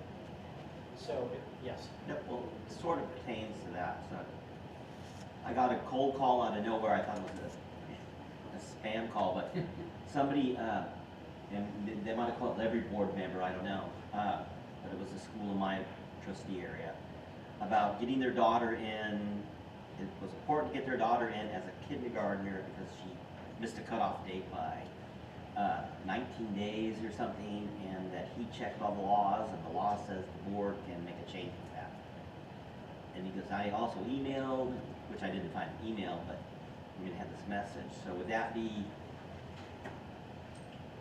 So the best way for that parent to handle that issue would be to communicate it to the superintendent, who can then delegate that, because that's really kind of a staff question. Yeah, and so, but I guess because he said the board could change, but that would be brought to the board from the staff, or, Well, I don't know, I just wasn't sure whether even to answer the board. Yeah, from a practical standpoint, is having the superintendent be the kind of the filter for all of that avoids this issue where maybe you're aware of something, nobody else is.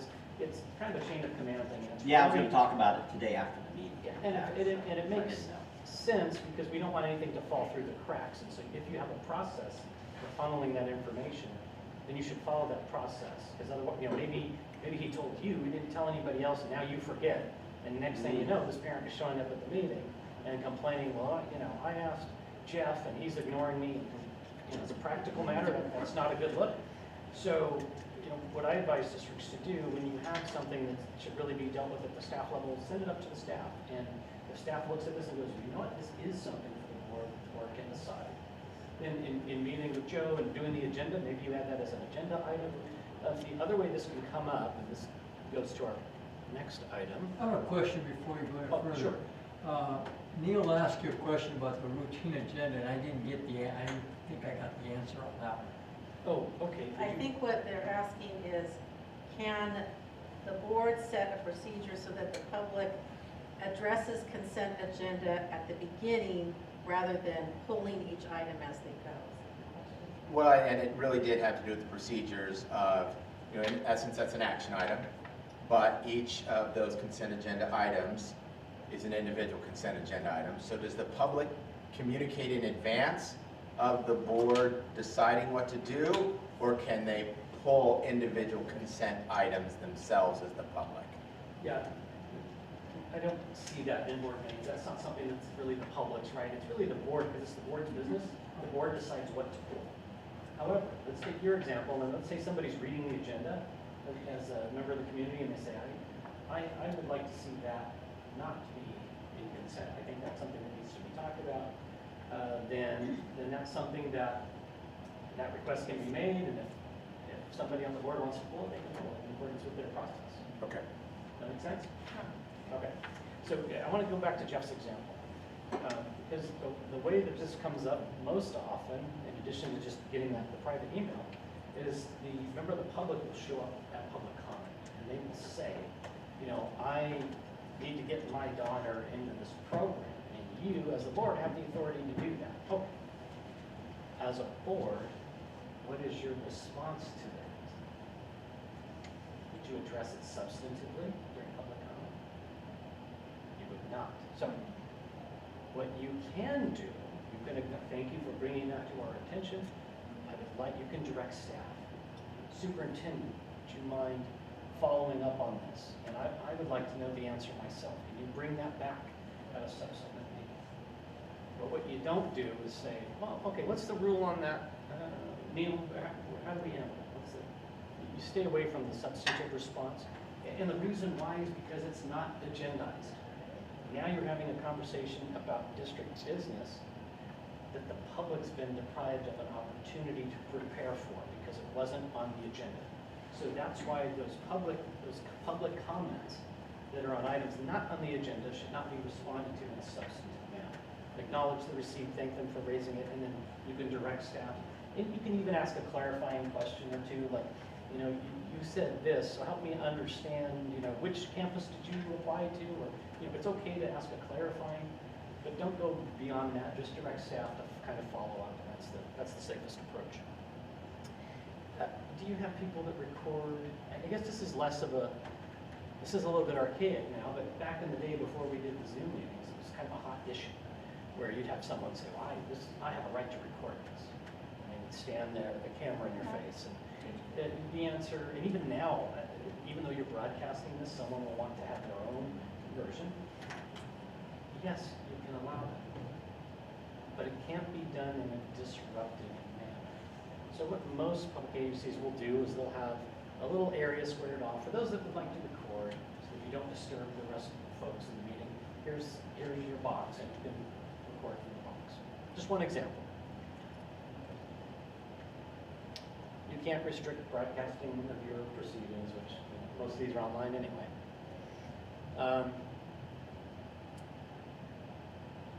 You gotta keep the board. Do we keep all our meetings? Like, are they archived afterwards? So folks can, okay, great. So that's not really an issue. So if somebody wanted to review that, normally we just send them to the website. Willful interruption. This is, again, SB 1100. We'll skip this. We talked about this, right? You've got to say the magic words, though, before you toss them out. Okay? We can get you that script, I'm sure. Oh, okay, here's another quiz. What are your options? Somebody is absolutely disrupting your meeting. You can do all of the following except what?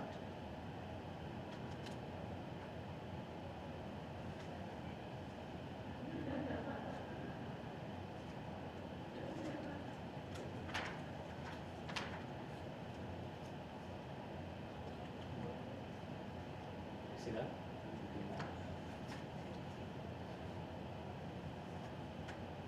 Maybe A.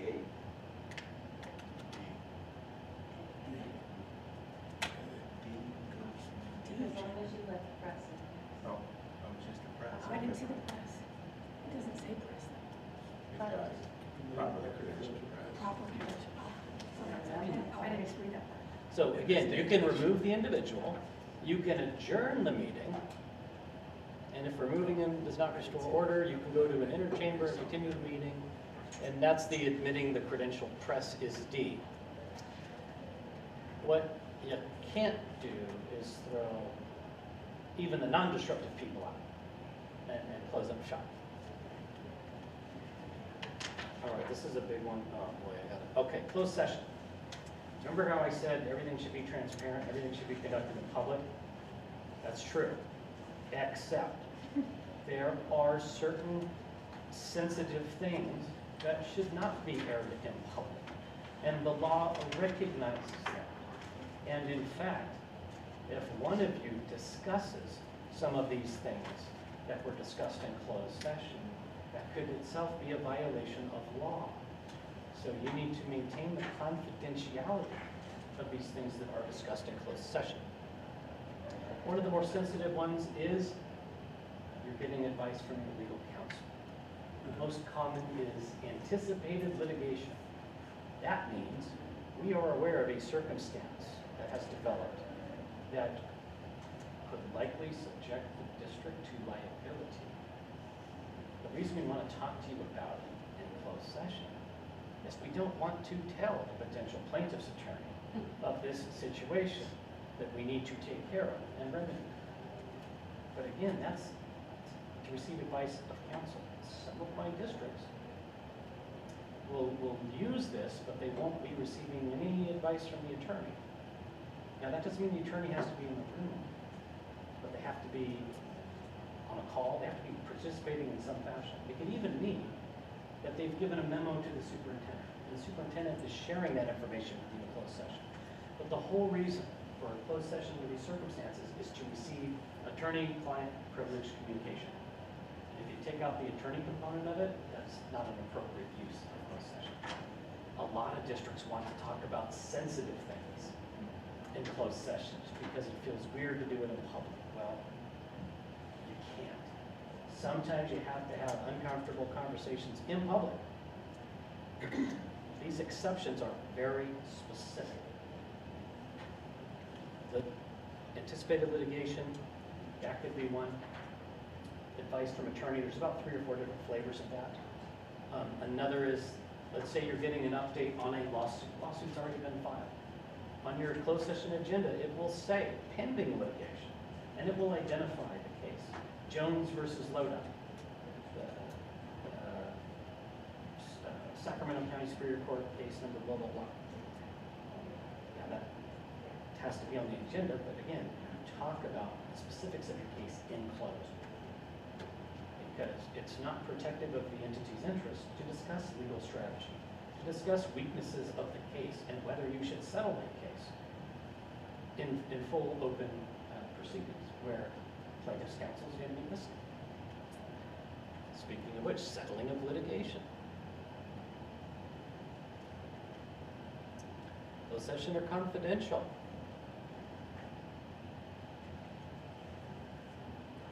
Safe harbor agenda descriptions. So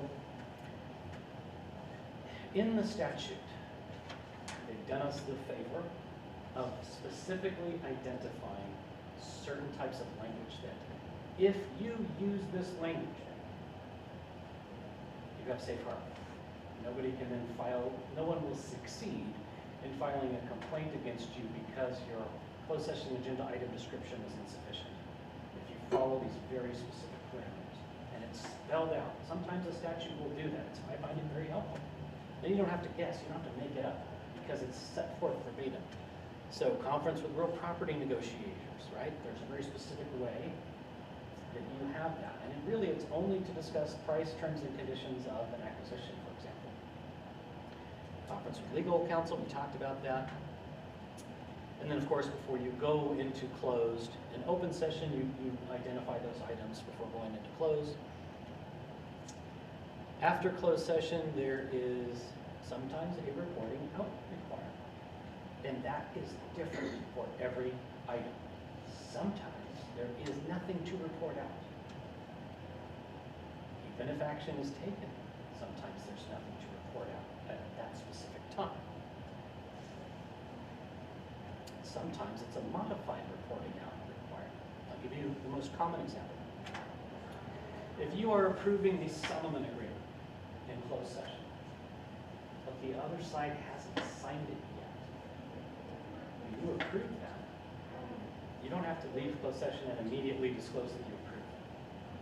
Your reporting out requirement doesn't kick in until after the other side signs the agreement. That's when it becomes binding.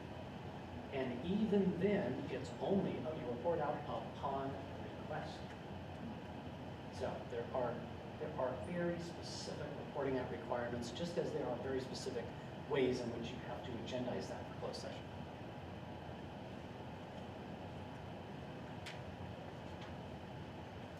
Okay, let's get through this. We'll skip the quizzes here. Let's get enforcement. Well, you have civil remedies like an injunction or a writ.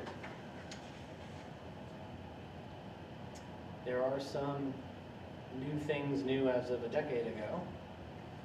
These just have to do with procedural requirements before somebody can file a lawsuit. Basically, they give you a chance for a do-over. They have to demand that you fix it, cure and correct. If you refuse to cure and correct, then they can sue you.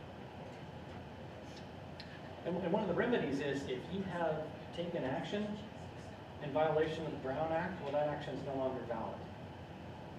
So you'd have to agendize it, vote on it, and approve it in accordance with law before that action can proceed.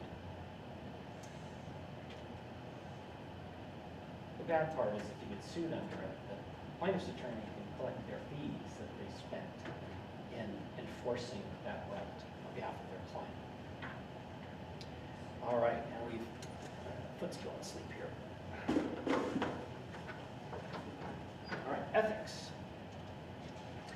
I love this quote. Ethical behavior is doing the right thing when no one else is watching.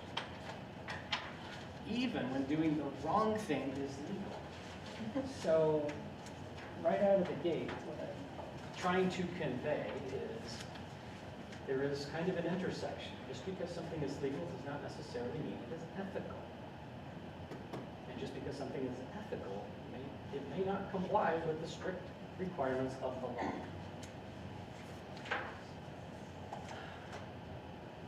In essence, we want to feel like we can trust our elected officials. We want our elected officials to conduct themselves above reproach, therefore avoiding even the appearance of being unethical is really the standard to strive towards. Duties of the board: represent constituents and conduct the agency's affairs. This is how the school district acts. It acts, the school district itself is an entity, it's a public agency. It can only act through its elected members, and only through the majority of them.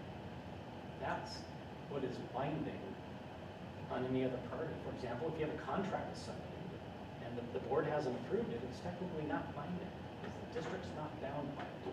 You are the decision makers for this public agency, for the school district. Well, you have the authority to act only as a part of the group. This is important. It's not binding on the district unless 4 of you says so. Okay? That's important. There's going to come a time when 1 or 2 or 3 of you are going to feel very strongly and not wanting to approve something. But if 4 of you feel the opposite way, that's the deal. If 3 of you do not have the authority to bind the district to an action contrary to the majority. Being an elected official, it gives you no special privileges. Sorry to disappoint the 2 new ones. You just get to go to meetings and other things. Carefully balance the authority given to you by the law with the responsibility to act with good judgment. And actually that good judgment rule is the legal standard when you get sued, if you get sued. You have to exercise good faith, undivided loyalty, reasonable care, and complete integrity. Those are also legal standards. undivided loyalty is important. That's where the issue of conflicts of interest comes in. This agency is entitled to your undivided loyalty. And we're going to spend some time, more time with those specific concepts. This is more legal standard stuff you can read on your own time. There's the business judgment rule. We'll skip ahead. This is important. You have a legal responsibility to be informed. The onus is on you as board members to make sure that you're understanding what you're voting. I always hate to see it. There are a few board members, time after time after time, for whatever reason, the first time they're looking at the agenda is from the dais, and you can tell. Okay, maybe in a case of an emergency, something happened that week, but don't do that time after time. You should be prepared when you are conducting a meeting. You should not. I say this to myself too, sometimes. I'm on the end. San Joaquin Valley Air Pollution Control District Hearing Appeals Board. So always, when I get that packet in the mail, first, okay, let me sit down, let me take the time and make sure I understand what's being asked. That's a legal responsibility of you as a board member, as a trustee. Become familiar with the agency's departments and their respective areas of responsibility. Note, it says become familiar. Do not become the manager or operator of those areas of responsibility. You have an executive that does that for you. That's another common mistake that I see some boards make, is they want to get involved at a micro, almost staff level. That always ends poorly.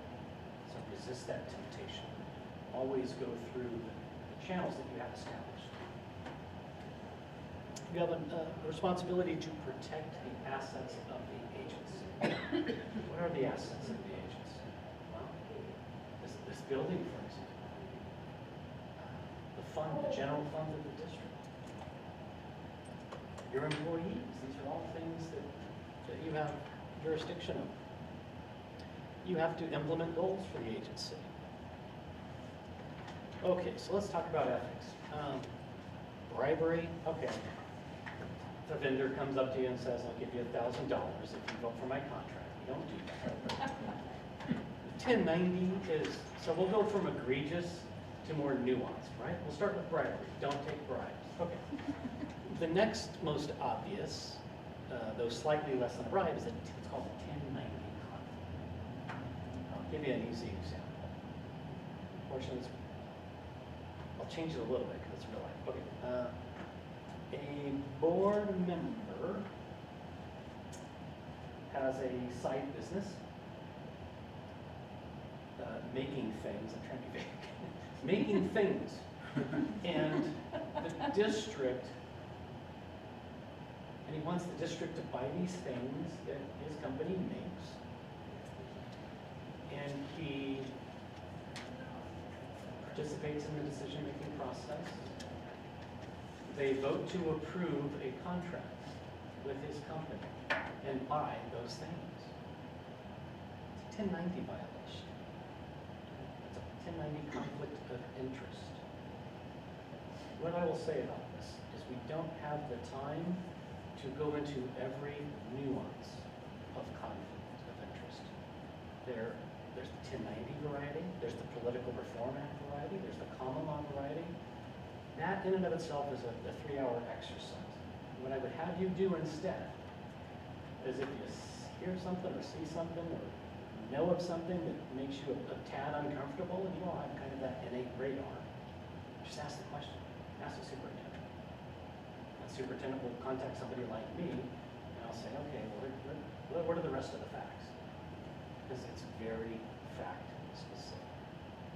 There are exceptions.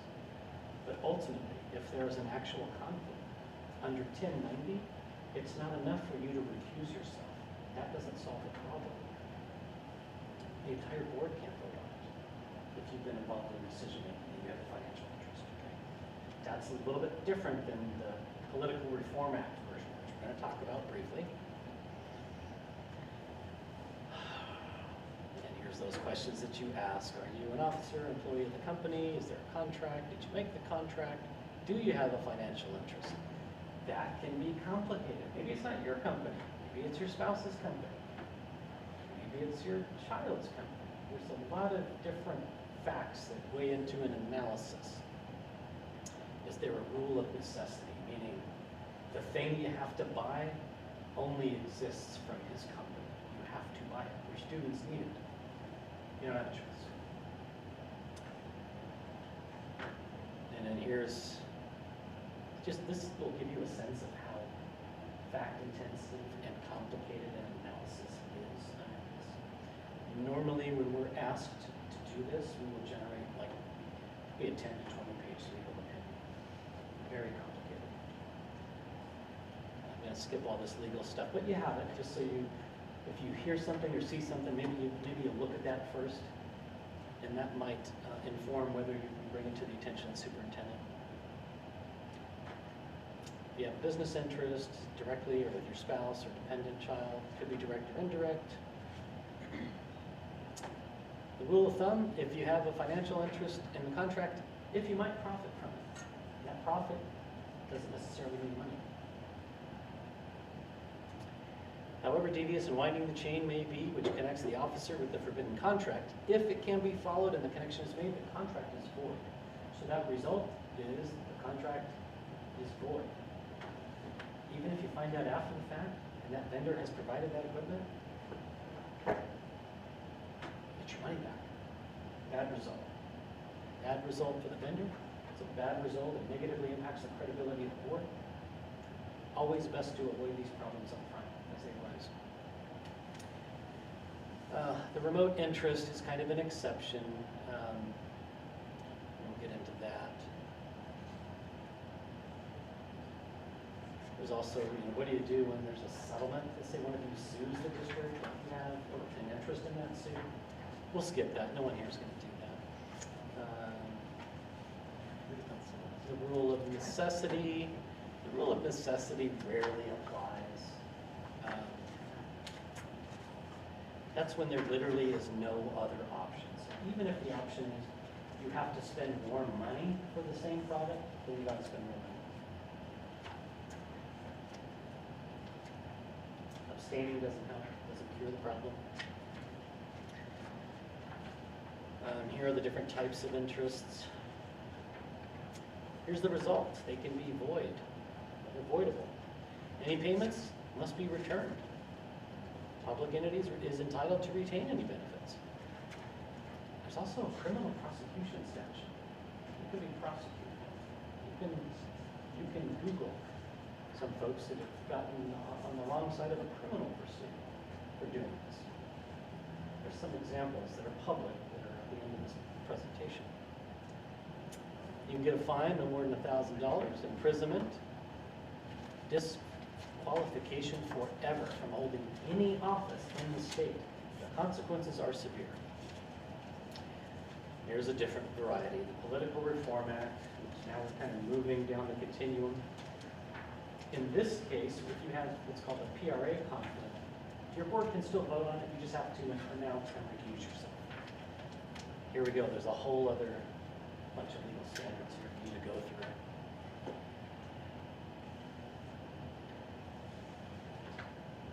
Again, in the interest of time, see how detailed this is? Look at the standard for whether you have a financial interest under the PRA. Do you have interest in business entities? Investing $2,000 or more in real property? Sources of income aggregating to at least $500 in the past year? Any donor or intermediary or agent aggregating $500? That number has actually changed. That's a number that goes up. It's called the gift limit rule. 2 years ago it was $500, and then I think last year it was $520. It's up to $590 this year. $500. And it's going to be the same for this year and next year. So you only have to remember $590. And then, is the interest directly or indirectly involved in that decision? Did you initiate it, or are you named party? There's a whole bunch of stuff that's very fact-intensive. But here's the punchline. If there's a conflict under the PRA, what do you have to do? You Courtney have to stand up and publicly identify the financial interest that gives rise to the conflict of interest or potential conflict of interest. You recuse yourself from discussing and voting. You leave the room, whether that's the virtual room or the actual room, until after the discussion vote and any other disposition of the matter. And public officials described above may speak on the issue during the time the general public speaks on the issue, though I don't recommend it. Okay. Enforcement is through the Attorney General's, through the Fair Political Practices Commission, in some cases through the District Attorney's Office. Some counties have a public integrity unit. I think yours has one as well. More updates. Prohibiting pay to play. There's some additional things that you can look at your leisure. There's some issues with leaving office, before, after. Again, it has to do with using your recently acquired position as a board member to then influence the decision making after the fact. There's some time limitations. There's also some rules before getting on the board. Mass mailings. You have to be careful. This is more of the ethics and not the conflict, but using district resources to promote yourself as a trustee is a no-no. This is more of a campaign issue. The gift limitations. Now right here it says $500, but that has changed. And so cross that off on your piece of paper and write 590. And that illustrates a point, which is that changes on an annual basis. Every year you should check in as to what that amount is. Some board members don't care to know the amount because they just make the decision that, you know, I just don't want to have dinner with the vendors. I just don't want to accept them. I don't want tickets to the baseball game. That's okay. That makes it easy. There's nothing for them to disclose. Some see a value in having that interaction with the folks that provide or potentially provide services to a district.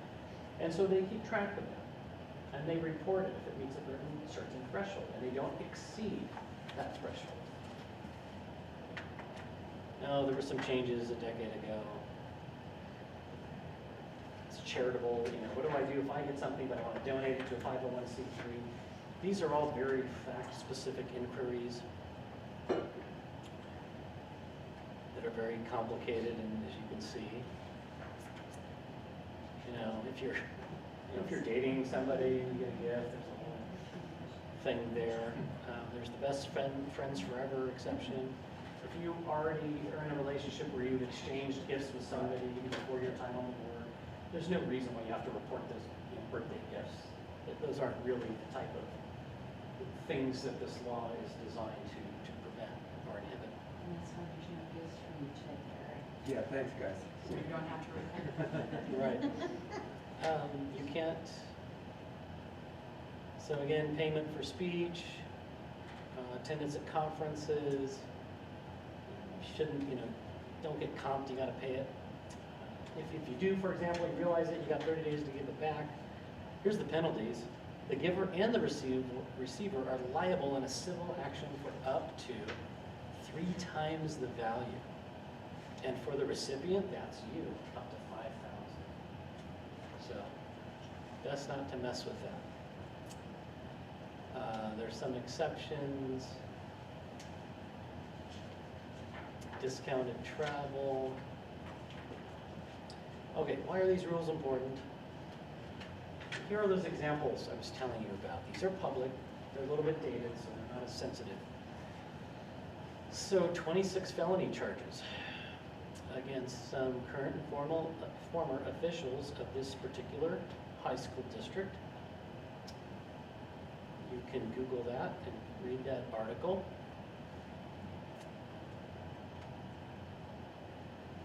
Contractor is charged with felony bribery. Charges were dropped in exchange for a guilty plea to a misdemeanor. There is a pay-to-play culture involving lavish meals and entertainment for decision makers in exchange for multi-million-dollar contracts. where I see this happening in real time is at conferences. So if you go to CSBA and you go to that golf game, I mentioned golf specifically because that was one of the issues here. Golf's not cheap, that's expensive. Nothing's for free, there's a value to that. And if you're not reporting that, and then if you are then approving contracts with this nice person who has treated you to this round of golf, that's where you kind of start to get into trouble.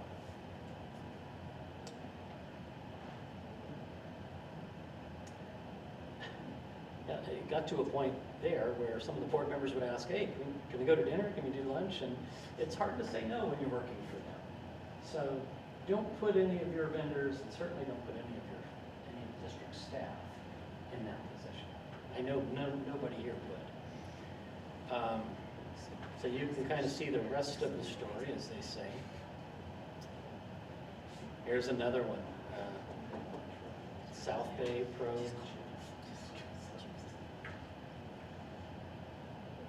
Padres games. Fleming Steakhouse, $1,100 dinner.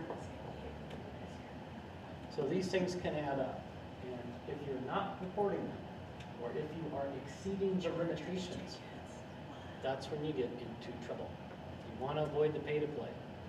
Can I ask a simple question, You may. since I am? I may not have a simple answer. Who do you but- report them to? Okay. Now we're going to get to that. Oh, okay. Form. Okay, San Ysidro. I don't know, San Diego County just went through just a bad time here. Beaumont, council member. All right, Wilson Redlands, Corona Norco. Well, that one's too recent. Okay. Here it is. Form 700.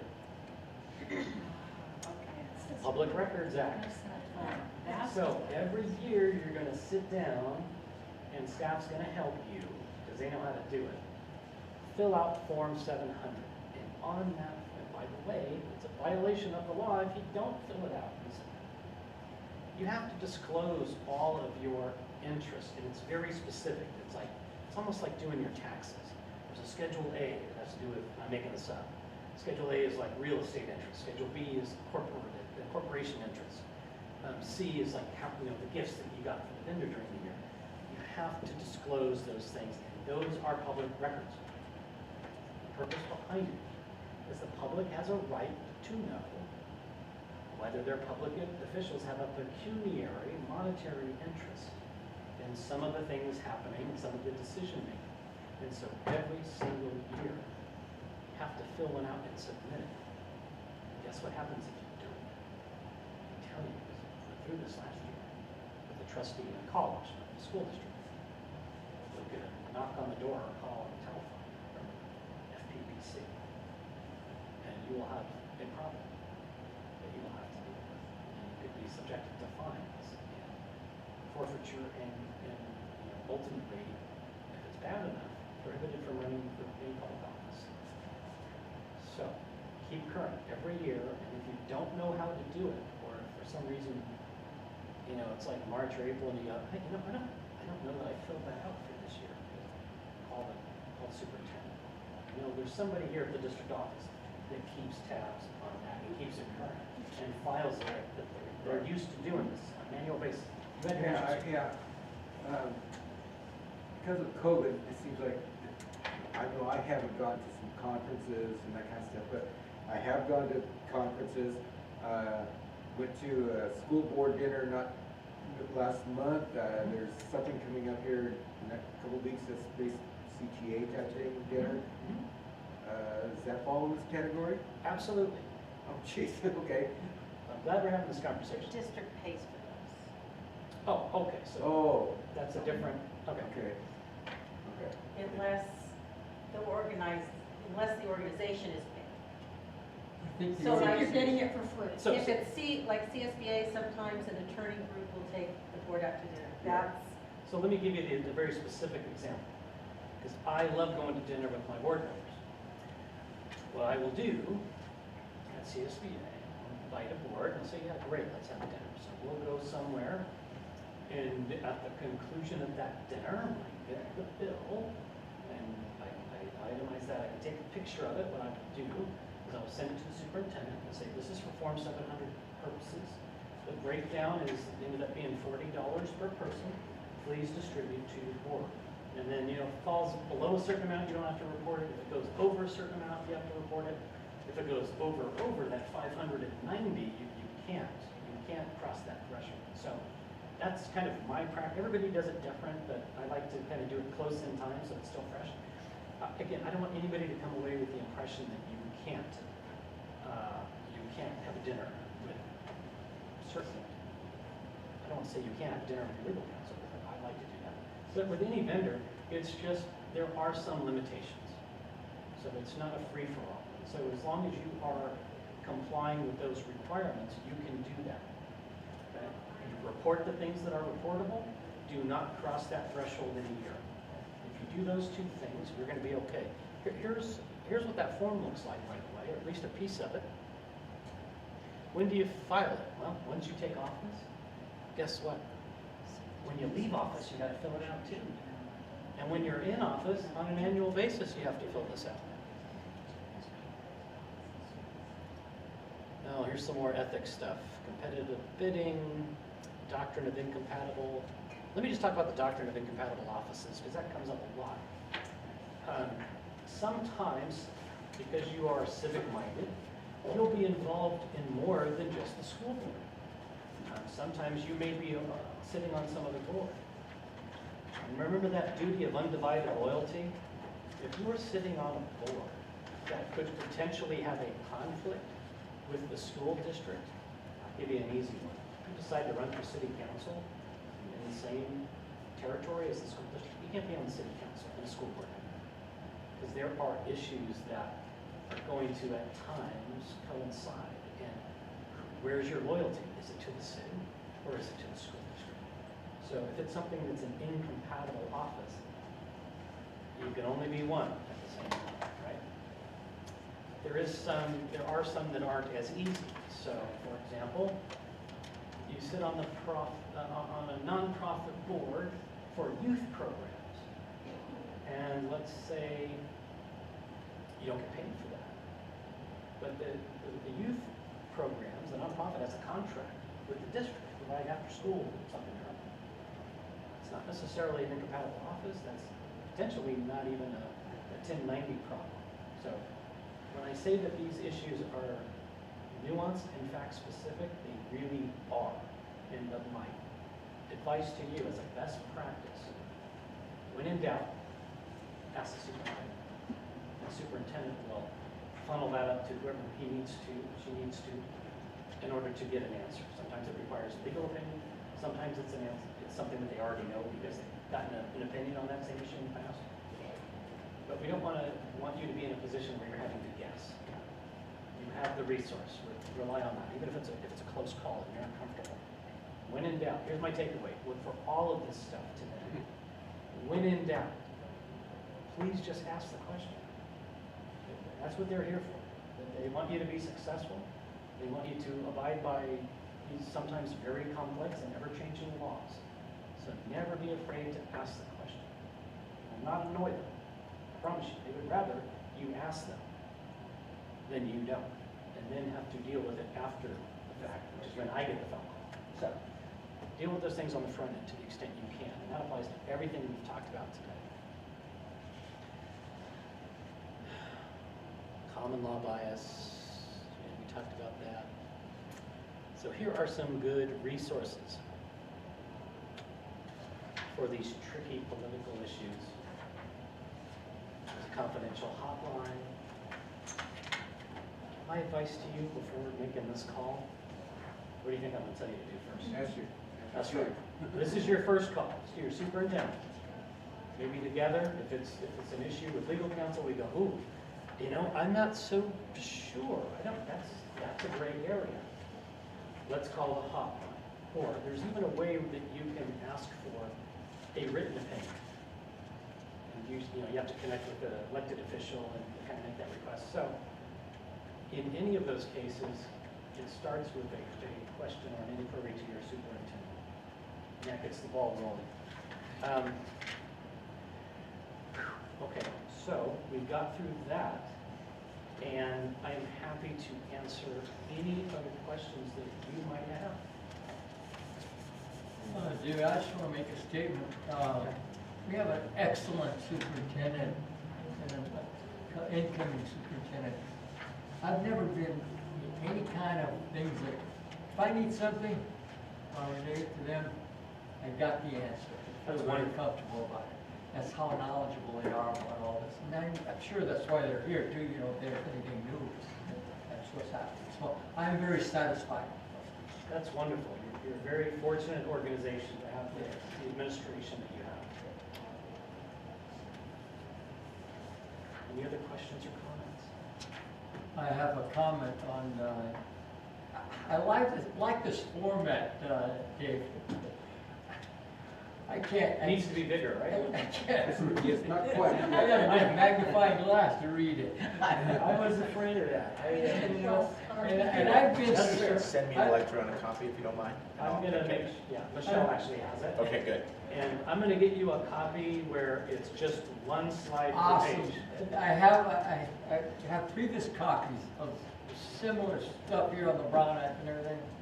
And I Michelle's just got was nothing against you, David. Excellent job. You did an excellent job of presenting this. But I appreciate it, and it's funny that you mention it, because I was at AXA, the superintendent's conference last week, so I was kind of preparing this on the road, and told my assistant, just print this thing up, and then, over the weekend when I looked at it, I went, oh no, I can't read this. So- I'm glad, because I thought I needed new glasses. Well, no, there's a reason I have this. You're older today, Gary. Yeah, I know. Hey. Yeah, I have the iPad in front of me because I have one slide and I can actually Yeah, read it here. sure. I'm even having trouble reading it on the I was screen, too. so I sympathize. 2.5, sorry. Board, I'll work with Michelle and we will get a copy for all board members. I can read it. And we will change the number of slides per page so that you have that, okay? And also cross off the $500 and put 590 with a note to yourself to check again in 2025. It's gonna change. I have a question. How many new things on the Brown Act on your presentation do you have